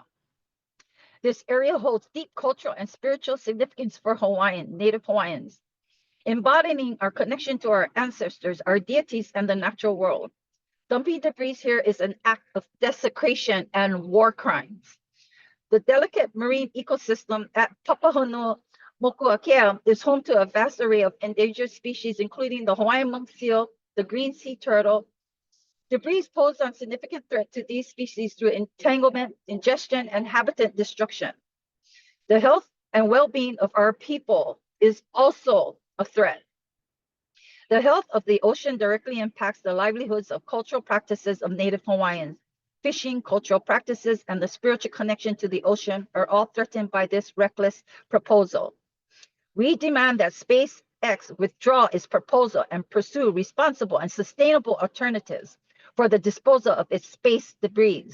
We call upon all decision makers to uphold the sacredness of Papahanao, Mokuakea, and prioritize the protection of this irreplaceable natural and cultural treasure for generations to come. We stand united with NWHI Lahui in this fight to protect our sacred Aina. As a proposal, I'd like to find solution, and maybe Mr. Musk, maybe he would like to dump it in his backyard, or maybe in the Florida, the Gulf of Florida. I think Trump's from there, isn't he? But anyway, that concludes my testimony. Mahalo. I'm here. Hello, can y'all hear me? Hello? Okay, I'm gonna assume you can't. Wait, all right, I'm just gonna go for it, assuming you can hear it. Hopefully my eggs don't burn. Wait, are we? I see the timer. Okay. Anyway, good evening. I just want to say thank you to everyone who's shown such beautiful solidarity, especially those from Hawaii. This has been really awesome. My name's Elliot Trahan. I am an educator in Port Isabel, Texas. I live in Brownsville, and I am speaking on so many things. First of all, to condemn the whole way this process has happened. It's inaccessibility, it's the rushed nature of it, the way a lot of it's just based on like legislating and gaslighting, and also to call for not only a comprehensive cultural and environmental review that's independently done, but also just a cancellation of the permit based on the grounds that the people who are receiving this, or the entities receiving this permit, is one that has shown like time and time again that it has no respect for the law or for any of the principles behind this law of actually protecting in the environment. But speaking from my personal experience, educating students who are impacted by this and just hearing their stories of, and some of them are kind of funny, like a student complained to me a couple months ago that his Legos, because he had a Lego set on a shelf, and the launch shook his Lego set off the shelf and the Legos shattered. And not that, like in the grand scheme of things, the Legos not a huge deal, but just the fact that it can have that kind of impact, I think is just outlines the fact that when we talk about 25 launches a year, we're talking about 25 human-induced earthquakes a year that are also dumping toxic deluge water and, of course, toxic waste now in the Pacific on places near Hawaii. Oh my God, I'm almost at a minute. Anyway, what I'm trying to say is, what am I trying to say? So many things. I want to acknowledge that as much as this process is kind of made official and legalized through all these official processes and 1,000-page long documents, there's also a very human element to it. Everybody in the FAA is a human. There are humans reading these, and there are humans that have the willpower to decide how they want this to go. And there are humans who I believe if there's will within the FAA to push this through, they can word these documents however they want to try to justify it. It might be based on reasoning that I would personally find false, but they can do that. So I want to appeal to the humans that are going to read my comment, to the humans who are going to read every comment here, and just ask you what side you're on. Like, what is your goal? Whose side are you on? And if you're on the side of humanity and solidarity and just all these beautiful things in the world, I'm asking you to read these comments and do what's in your power to resist whatever pressure is being put on you to go through with these proposals that are clearly a sham. And I could say more, but that's my time. So thank y'all. Aloha mai kako, o wau o hello ke kune au no ko mau kupuna, no ke ia aina o Hawaii, a me na hanauna e hiki mai ana. I am here as a Kanaka Oiwi to oppose the project SpaceX, to strongly oppose its dumping site of its rocket debris in a sacrificial zone surrounding Papahanaumokuakea. I don't understand what Mr. Musk does not understand, that our ocean, our islands hold a very deep cultural significance to us as Kanaka Oiwi. I think it is very unjust. I think it is very sneaky. It's very peaky of him to not hold public consultations with the people. Let me remind you that we are still a Hawaiian kingdom being illegally occupied by the US government and the US military. What you guys are doing is illegal, and it is flat out, no questions asked. I think that there's no thought of us as Kanaka, as human, There's no thought of our marine life. We fish off of our oceans. There are significant animals that surround the Pacific Islands, like our Hawaiian monk seal, the honu. There's no thought. It is very shallow. It is very greedy. And I believe that we allow these billionaires to fund these projects for their capital greed because it's a fun project. We are descendants of these Aina, of the stars. We have been studying these stars. We have been studying the planet. I don't know what's new. If Mr. Musk would like to continue his fun projects, like Anake Kopi'olani said, maybe he should dump his waste in his backyard. I also demand that the FAA carry out a full detailed environmental impact statement, and also that they are fully transparent and have public consultations with Hawaii, the people of Hawaii, and with OHA. Elikime ke olalo ako kako mau kupuna, ahike ke aloha aina hopeloa. Eia no kako a mauloa aku. This is not done, not till the last aloha aina. We are here and we will continue to be here. For all my other Indigenous people, we stand with you. And I hope you guys break the shame to get out and to speak up against the unjust things that have been happening to us from our colonizers. Mahalo. Very good. Thank you. I would like to give public comment for the support of developments at Starbase and support the goals of bringing satellite communications to the most remote part of the globe, including areas in dire, vulnerable humanitarian need and underprivileged communities that will improve their access to education and self-sufficient economic opportunities. Something SpaceX will be able to do faster, more affordably with these developments, with the larger rockets, to bring down the cost of communications and expand global coverage, along with future possible scientific research discoveries and developments with these larger rockets getting equipment into space, and the possibility of returning men and putting the first women on the moon that will be possible with Starship developments. Consideration should also be given for multi-vehicle simulus launches from the 2 launch towers and simulus return super heavy rockets to the 2 launch towers at Starbase. Consideration should also allow for larger rockets designs than the one currently in use. And I also want to thank the local and global community for contributing to advancing global communications and humanity's continuing exploration of space and scientific discovery by making whatever sacrifice and accepting the inconvenience they may experience. Your tolerance and contribution to advancing for all mankind is appreciated by the whole global community who are or will benefit from these developments. I hope SpaceX will give fair consideration to all the community's concerns, and I thank their engineers and workers at Starbase and all around the world working on this project. That concludes my public comment. Thank you. Aloha, thank you. A lot of what I've been feeling has already been said. I don't want to take up too much of your time. One thing I haven't heard about is the sustainability goals set out for here in Hawaii. It's called the Aloha Plus Challenge. And there are 7 goals that the Hawaiian natives have come up with to sustain our lands.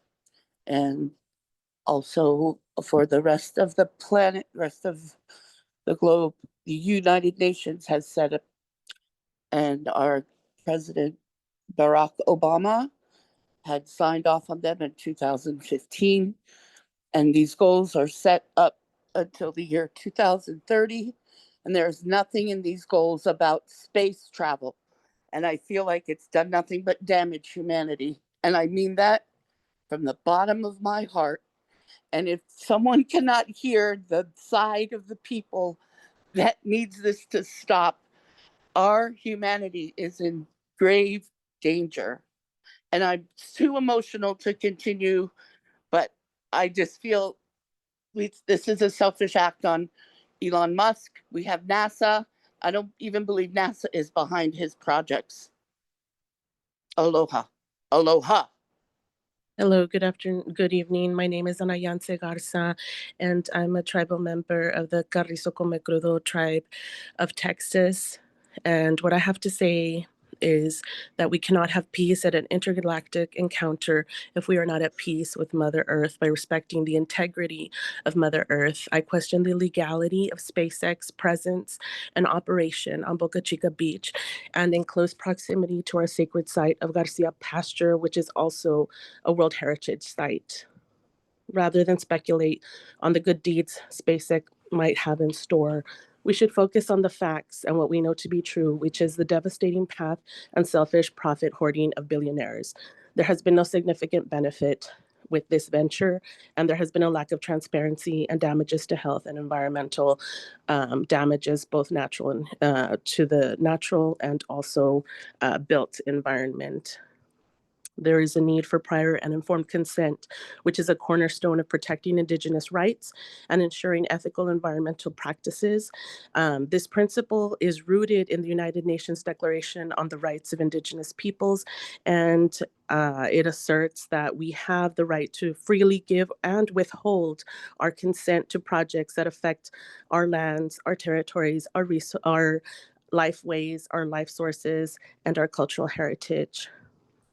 There is a deep cultural and spiritual connection with our tribal people and the environment with Boca Chica and with Garcia Pasture, which are all in that area and which are sacred to the Carrizoco-Mecrudo tribe of Texas and are in danger because of SpaceX and because of proposed LNG build out that is all there lumped together in that same area in one huge explosive, potentially explosive site. And I would also like to bring attention to the need for the in-person public meetings and also more of the Zoom meetings without cancellation and with months of notice ahead of time so that people's time can be respected, as we know that our community is working class and we need to be able to make those plans, and our time is just as valuable as any billionaire's time. The principle of informed consent aligns with Indigenous sovereignty and our self-determination, and it should be respected. I oppose the rocket infrastructure due to its negative impact on fragile and sensitive ecosystems within the area. And I would like for there to be an acknowledgement that Native Original peoples have been offering insights into how to protect biodiversity and critical habitats, but we have not been given the weight that is necessary. Our time limit. So I will go ahead and ask if you have additional comments you want to make, please feel free to include those comments in a written comment or through regulations.gov. Aloha. I'm Donna Sterling. I live at Kahiki Nui, Moku on Maui, and it's a homestead. I'm not for the 25 launches, and I had questioned Elon Musk's experimenting technicalities of this rocket when we know through social media that there's Galactic Alliance that have machines that can, in a blink of an eye, go to I other apologize. planets. It might just be me, but you cut out, Donna. Oh, okay. Okay, I'm going to repeat. So can you hear me now? Hello. I am still having problems hearing you. Okay. Donna, what I'm going to do is I'm going to put you on mute, but go ahead and raise your hand again and we'll come back to you in just a minute.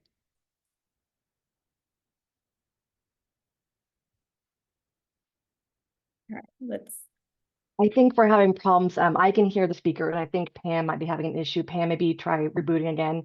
Apologies for these issues. I I apologize. Donna Sterling, I think if you want to go ahead and restart comments, we can take you from from the top. And I apologize for that. It seems to be Pam's having issues with her connection tonight. Okay. Okay, I hear you. Thank you very much, mahalo.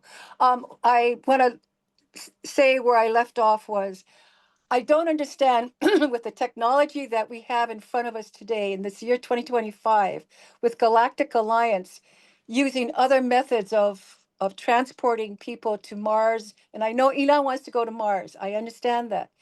But the intention of Elon to go to Mars to gather, and I'm for Google, I'm for the Starlinks and the satellites, but he's got to realize you've got an intention to move forward humanity with technology.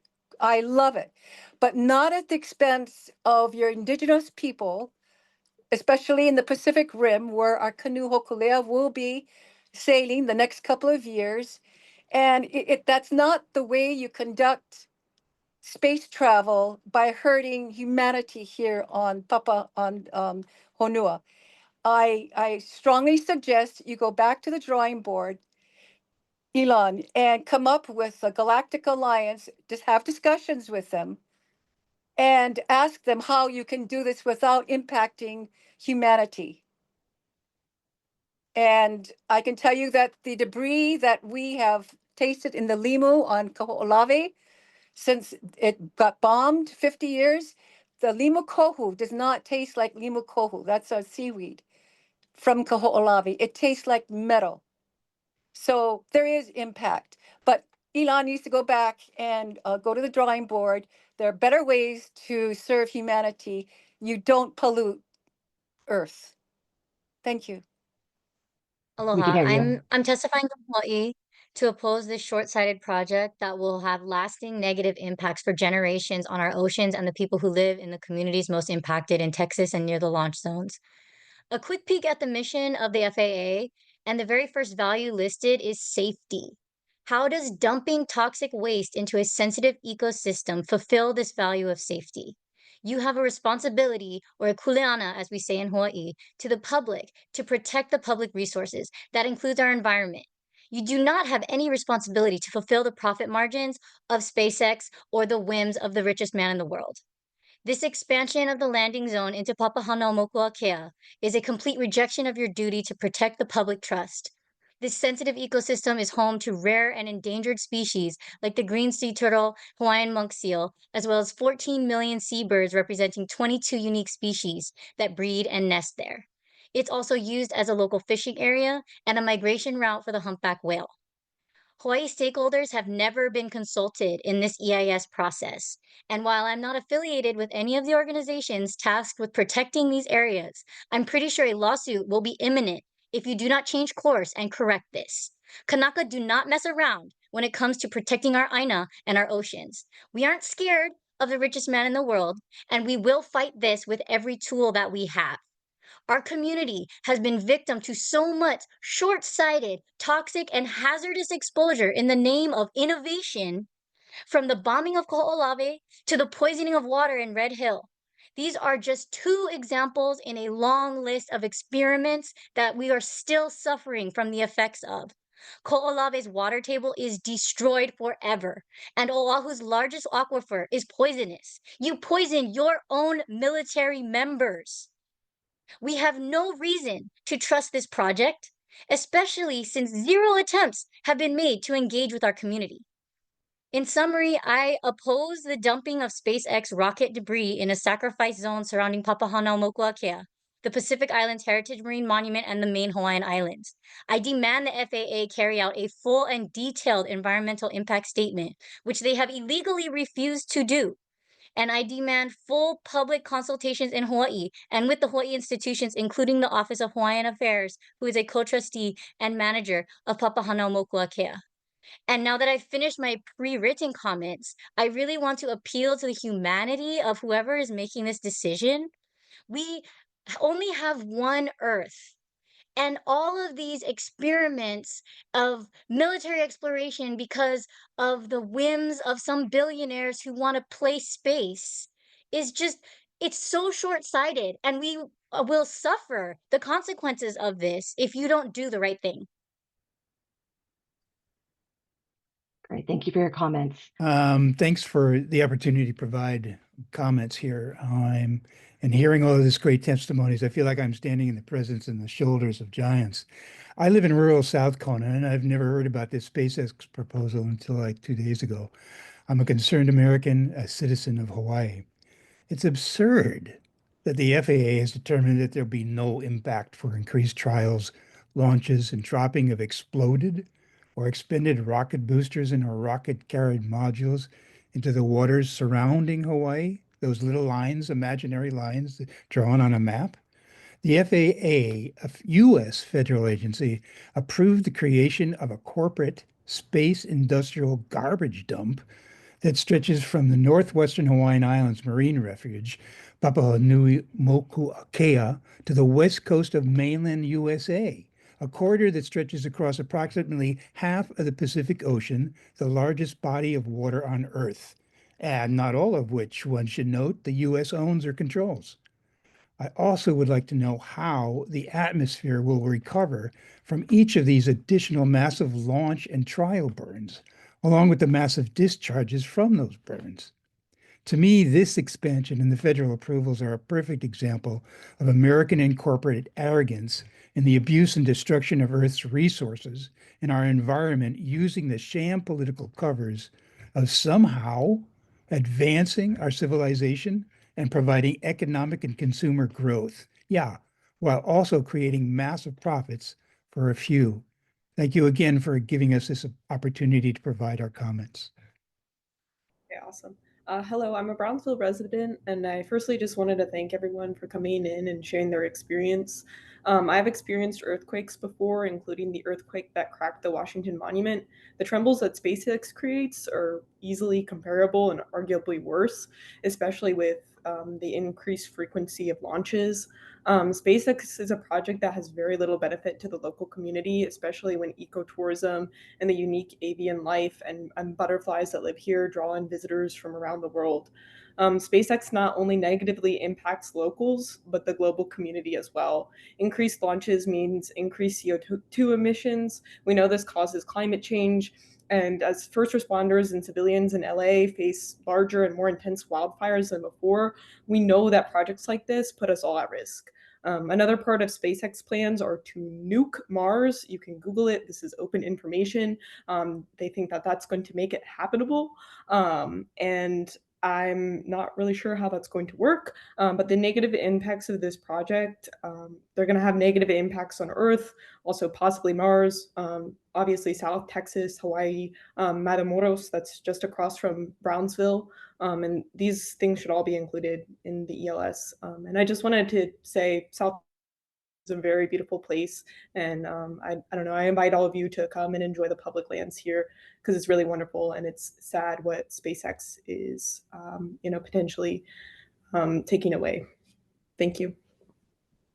Hi, I just want to echo some of the sentiments, including those of Ms. Kanimaka, Ms. Capilano Spencer, Mr. Kyohu, all well spoken. And I just want to add on to what they're saying that I also vehemently oppose the use of Hawaiian waters for SpaceX debris.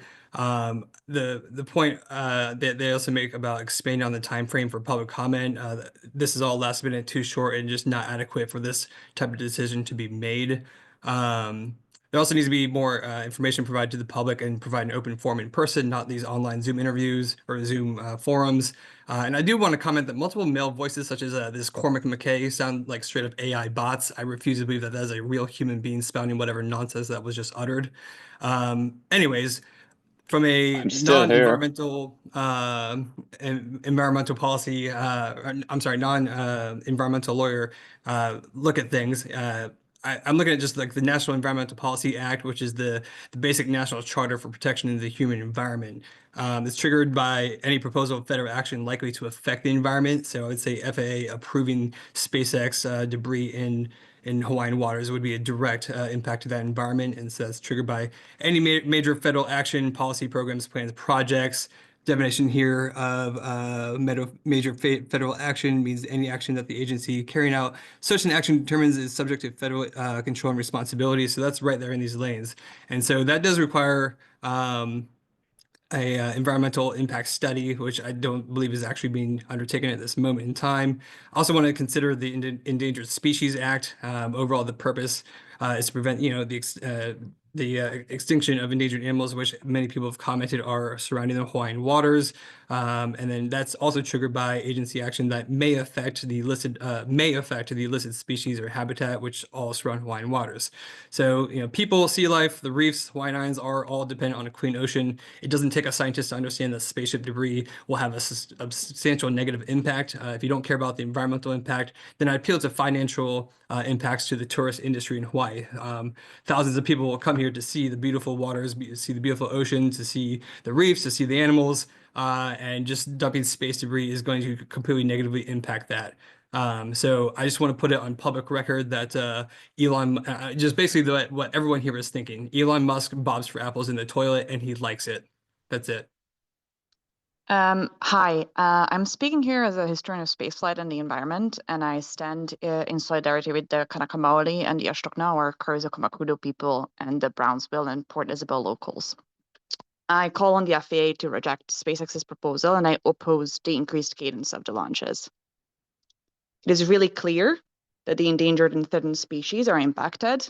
The leatherback, the loggerhead, the hawksbill, Queen and Kemp's Ridley sea turtles, birds like the piping plover, the red knot, and the northern emplumado falcon.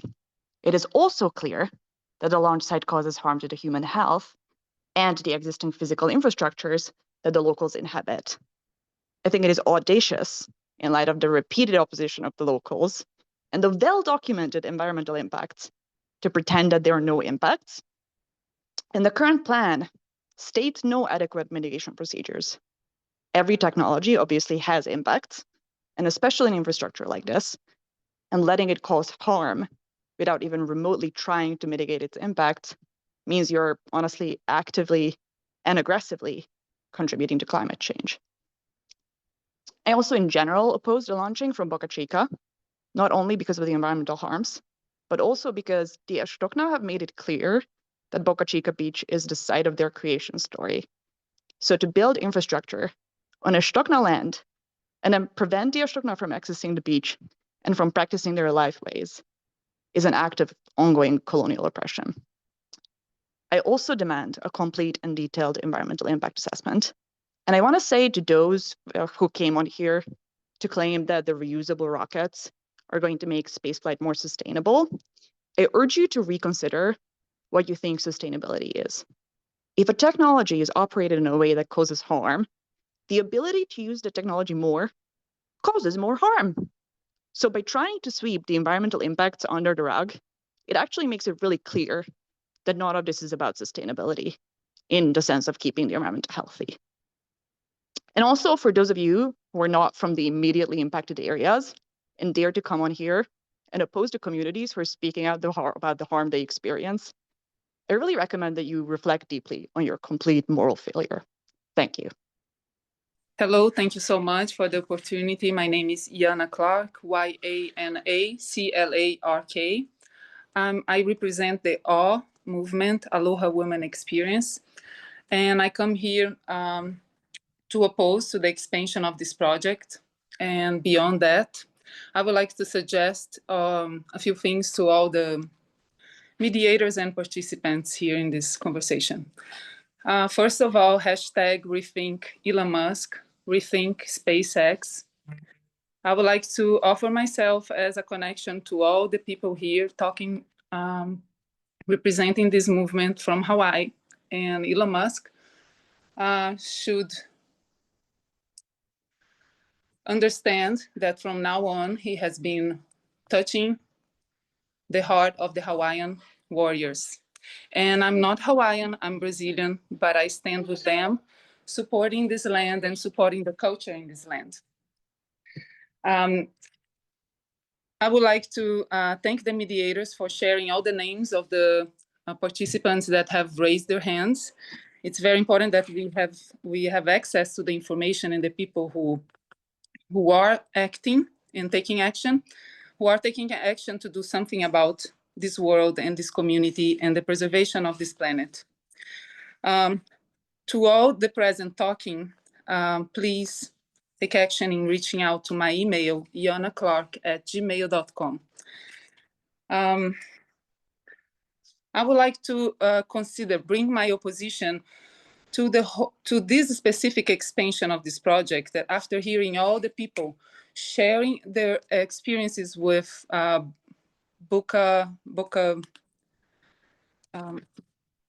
this specific location where Elon Musk, Boca Chica, which seems to me absurd and very painful and very destructive, and in complete opposition to the movement that we need for our planet, humanity, and all the lives that we have in this planet. So I would like to oppose to his expansion, but also to his project with SpaceX and even other projects that Elon Musk is involved with. He has been doing extreme damages in the Amazon forest, poisoning indigenous tribes with heavy metals, and I would like to respond to all the people who defended his projects, that he is actually giving power and communication to the criminals and illegals that are going to the rainforest and Indonesia and giving them the power to communicate. So he is not representing the interests of the people who actually care for the planet. He should be shut down, and he has no interest in humanity. If he has a space project, he should be talking to the whole humanity. The whole planet should be involved if we want to protect the planet from any asteroids. Thank you, Yana. Your time is up. Okay, hello, I'm Edward Garcia. I am one of the original peoples of this area, this region where Boca Chica is located. I will not say the name. Other people have mentioned the name of our people multiple times. I thank you for your support. And but I am not representing my people. That's why I will not mention the name of my people at the moment. I'm not an official representative. I'm speaking on my own behalf. And I also just appreciate everybody who's supporting us and opposing these permits from the FFA for more SpaceX launches.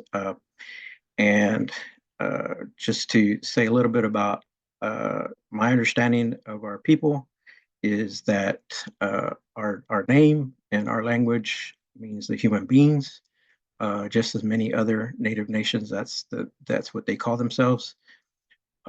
As human beings, I believe that we're here on this earth to take care of this earth.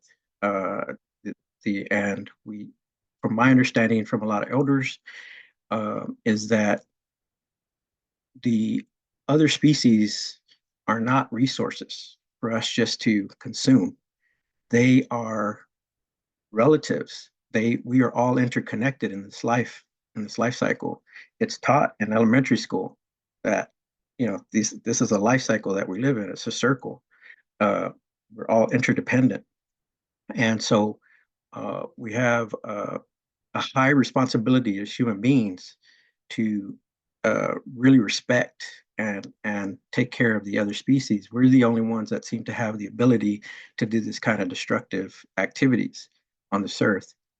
And so again, with that ability comes a high responsibility to really respect the other beings, the other species, and not just the animal and fish and birds, but also the plants and insects and all the species that live. And as has been mentioned multiple times here, is that these rocket launches are devastating to all of these species that have a right to be here as much as we do. And I call upon everybody in FFA, everybody that's supporting these rocket launches, to really look at your responsibility as human beings, to also anybody of the colonization heritage, to this is a time for you to redeem your family heritage and to make those changes in your actions. Thank you. Thank you very much. Hawaii. I send greetings to my relatives up in Hawaii, and I just want to mention just a few things because I think that the FAA needs to have its own policy to do its own due diligence instead of having to listen to all the due diligence that comes from some of these corporations. And at the same time, I also want to ask that there be some kind of a EIS or environmental impact study for Mars and for space, because apparently there's not any, and you are regulating this company to continue doing their damages that they're doing, and we need to demand something for the people that they're going to destroy, just like they're destroying the indigenous and the human people of this area. I just want to make sure that you understand that 500 years ago, when we came, when we were here, when you came here and occupied our lands and occupied and invaded our lands, and there was clean water, clean air, and clean land. Now the water's contaminated, and I wish it was just as blue as it is in Hawaii. And so I want to help to be able to speak out for the people in Hawaii and the blue waters that are there. I've been there; it's beautiful. And our area used to be beautiful too, especially around South Padre Island. And it seems like now everybody's listening to a man who's very arrogant and thinks that he has all the answers. And 500 years ago, our knowledge, our science, our way of life was working effectively. This was a paradise. And look what they've done to paradise. The gentrification that he continues to promote is just another way of destroying the land and destroying the animals that are there, all the environment. And I say environment as a subject because the environment is alive. It's not a dead subject that people can come in with their billions and try to kill. It's just another form of genocide. People call it environmental racism. I call it a genocide of the environment, and that includes all the human beings. They've done it for years here, and they continue to do it. They called this the New World so they could come in and invade it and kill the people and take whatever they could. So I just want to make sure that you understand that you need to have a policy where the FAA itself can start doing the due diligence for themselves. Thank you. Aloha, I'm Max. I just want to start off by saying that I am on the side of SpaceX. And I do also stand with the people in Hawaii. And I would be showing resentment towards SpaceX if Hawaii was in danger. But they are not. Starship has not yet splashed down off the coast of Hawaii. The plans for flight 1 and 2 of Starship were to splash down the ship next to Hawaii, but neither of the ships unfortunately made it that far to that point. So they never got to that point in time. The ultimate plan for SpaceX is to catch the ship with the launch tower, the ship and the booster. So this ties into the sustainability of just this past 50 years of spaceflight, however long it's been. The way that it has been being done, for lack of better terms, is just to discard the rockets into the ocean. SpaceX plans to make this rocket fully reusable, so there will not be any debris, let alone debris or any danger to Hawaiians. And I do just want to share a little bit of a personal story. I'm from North Carolina. Earlier in 2024, we were devastated by Hurricane Helene. People's houses, neighborhoods, communities just wiped out by the hurricane. And what SpaceX did was they came in and provided Starlink. They provided Starlink terminals and access to Starlink, and it's a high-speed internet. And so I just want to thank SpaceX for that. And also to all the people that are saying they have a little bit of, resentment towards Elon Musk. The FAA does not regulate Elon Musk. They regulate SpaceX, who have,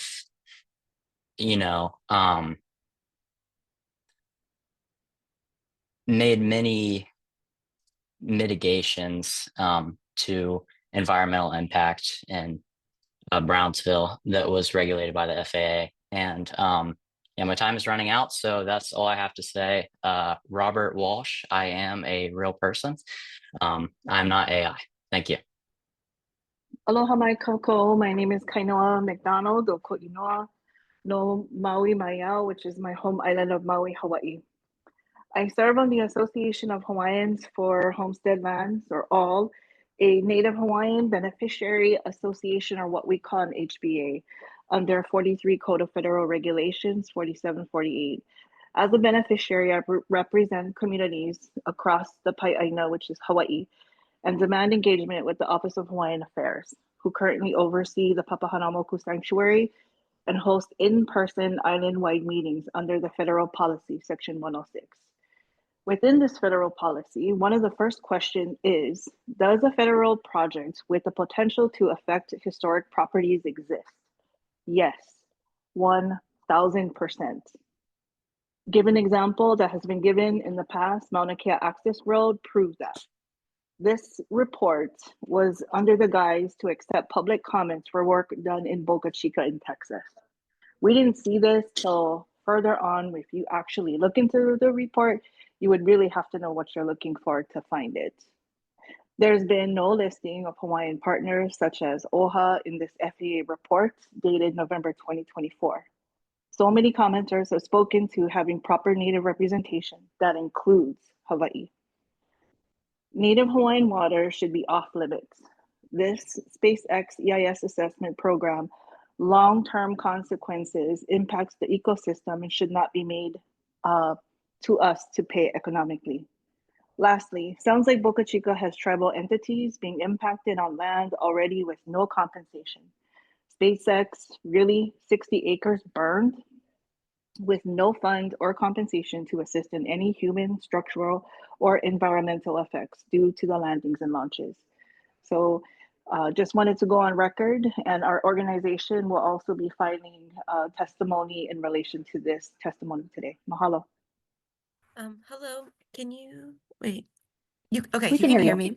Okay, hello, blessings. I am from Portland, Oregon, and I would like to take a moment to thank everyone that has spoken. And I almost feel bad raising my hand because I don't know as much information as everyone else does on this forum. I was aware of this meeting about 2 hours before it started, and I think that is one of the problems I would like to address to the committee, is that with this huge fire that's going on in LA, it just seems like poor timing to like try to roll through a policy that no one has really been talking about. I'm not saying that you have to wait for like any disaster to be over. Like this earth, there's a lot of disasters everywhere, but it just seems like odd timing, and this isn't just like a Hawaiian thing. Like as we've been learning, like Hawaiians have been displaced, and so they're spread out all over this land, and it doesn't seem like there's been given enough time to actually pull and speak to the larger community. To think that one little area, if that is just going to affect one little area when the oceans are all tied together, it's just, that doesn't seem reasonable.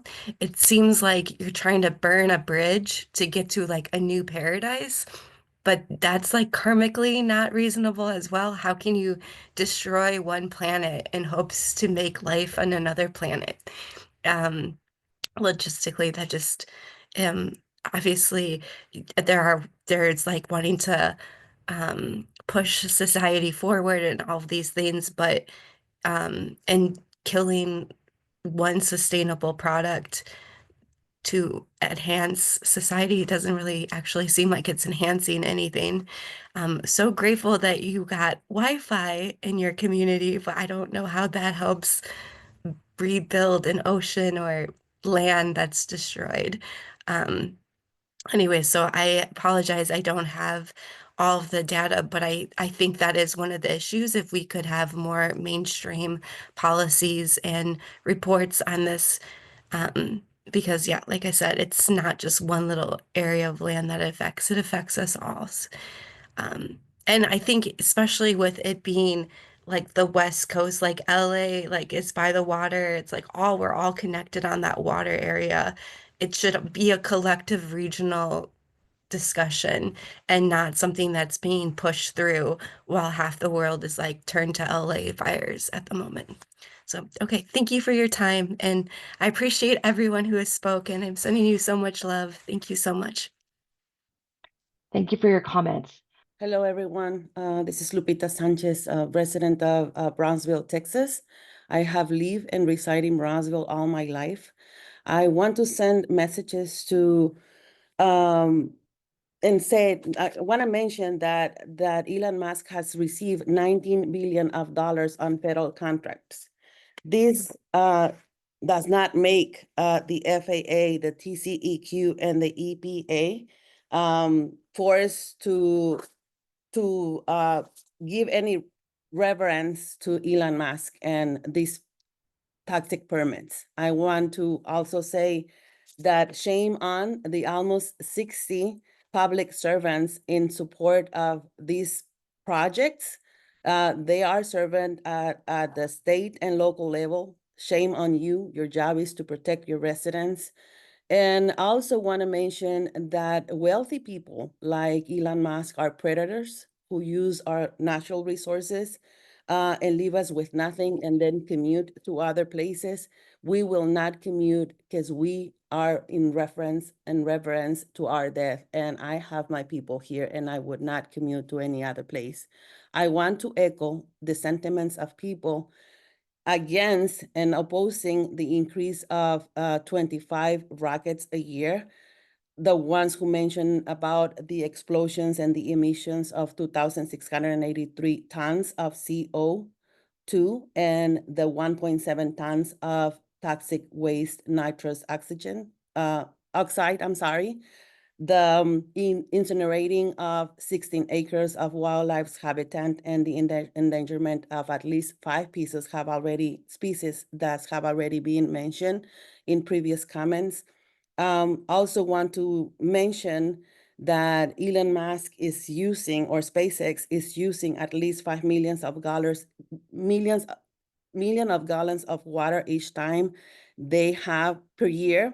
And he has violating this use of industrial water, and he has only received a fine of $1,480. To me, it's like removing a hair of your head. It's nothing compared to the billions of dollars that he owes. Also, for someone who mentioned that there's a $9 million of economic spill, it's nothing compared to the 19 billions of dollars that he's receiving from these federal contracts.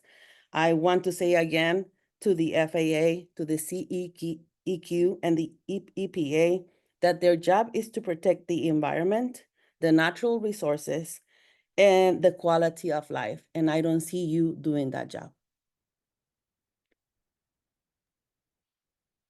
Thank you for your comments. All right, folks, those are all of the individuals who had raised their hand at the time we asked at about 7:50 Central Time. We're going to move on and move towards our next slide, where we're going to review how to provide comments on the revised draft EIA. So as previously discussed, you can also submit comments electronically through regulations.gov using docket ID FAA-2024-2006, or through the U.S. mail addressed to Mrs. Amy Hansen, FAA Environmental Specialist, SpaceX EA, care of ICF, 1902 Weston Metro Plaza, Weston, Virginia 20190. Please make note that the comment period closes January 17th, 2025. You may also subscribe to the project mailing list by visiting our project website. We'll go ahead and drop it into the chat if we haven't already. All right. Thank you very much. And with that, we will be adjourning tonight's meeting. Thank you for your participation tonight.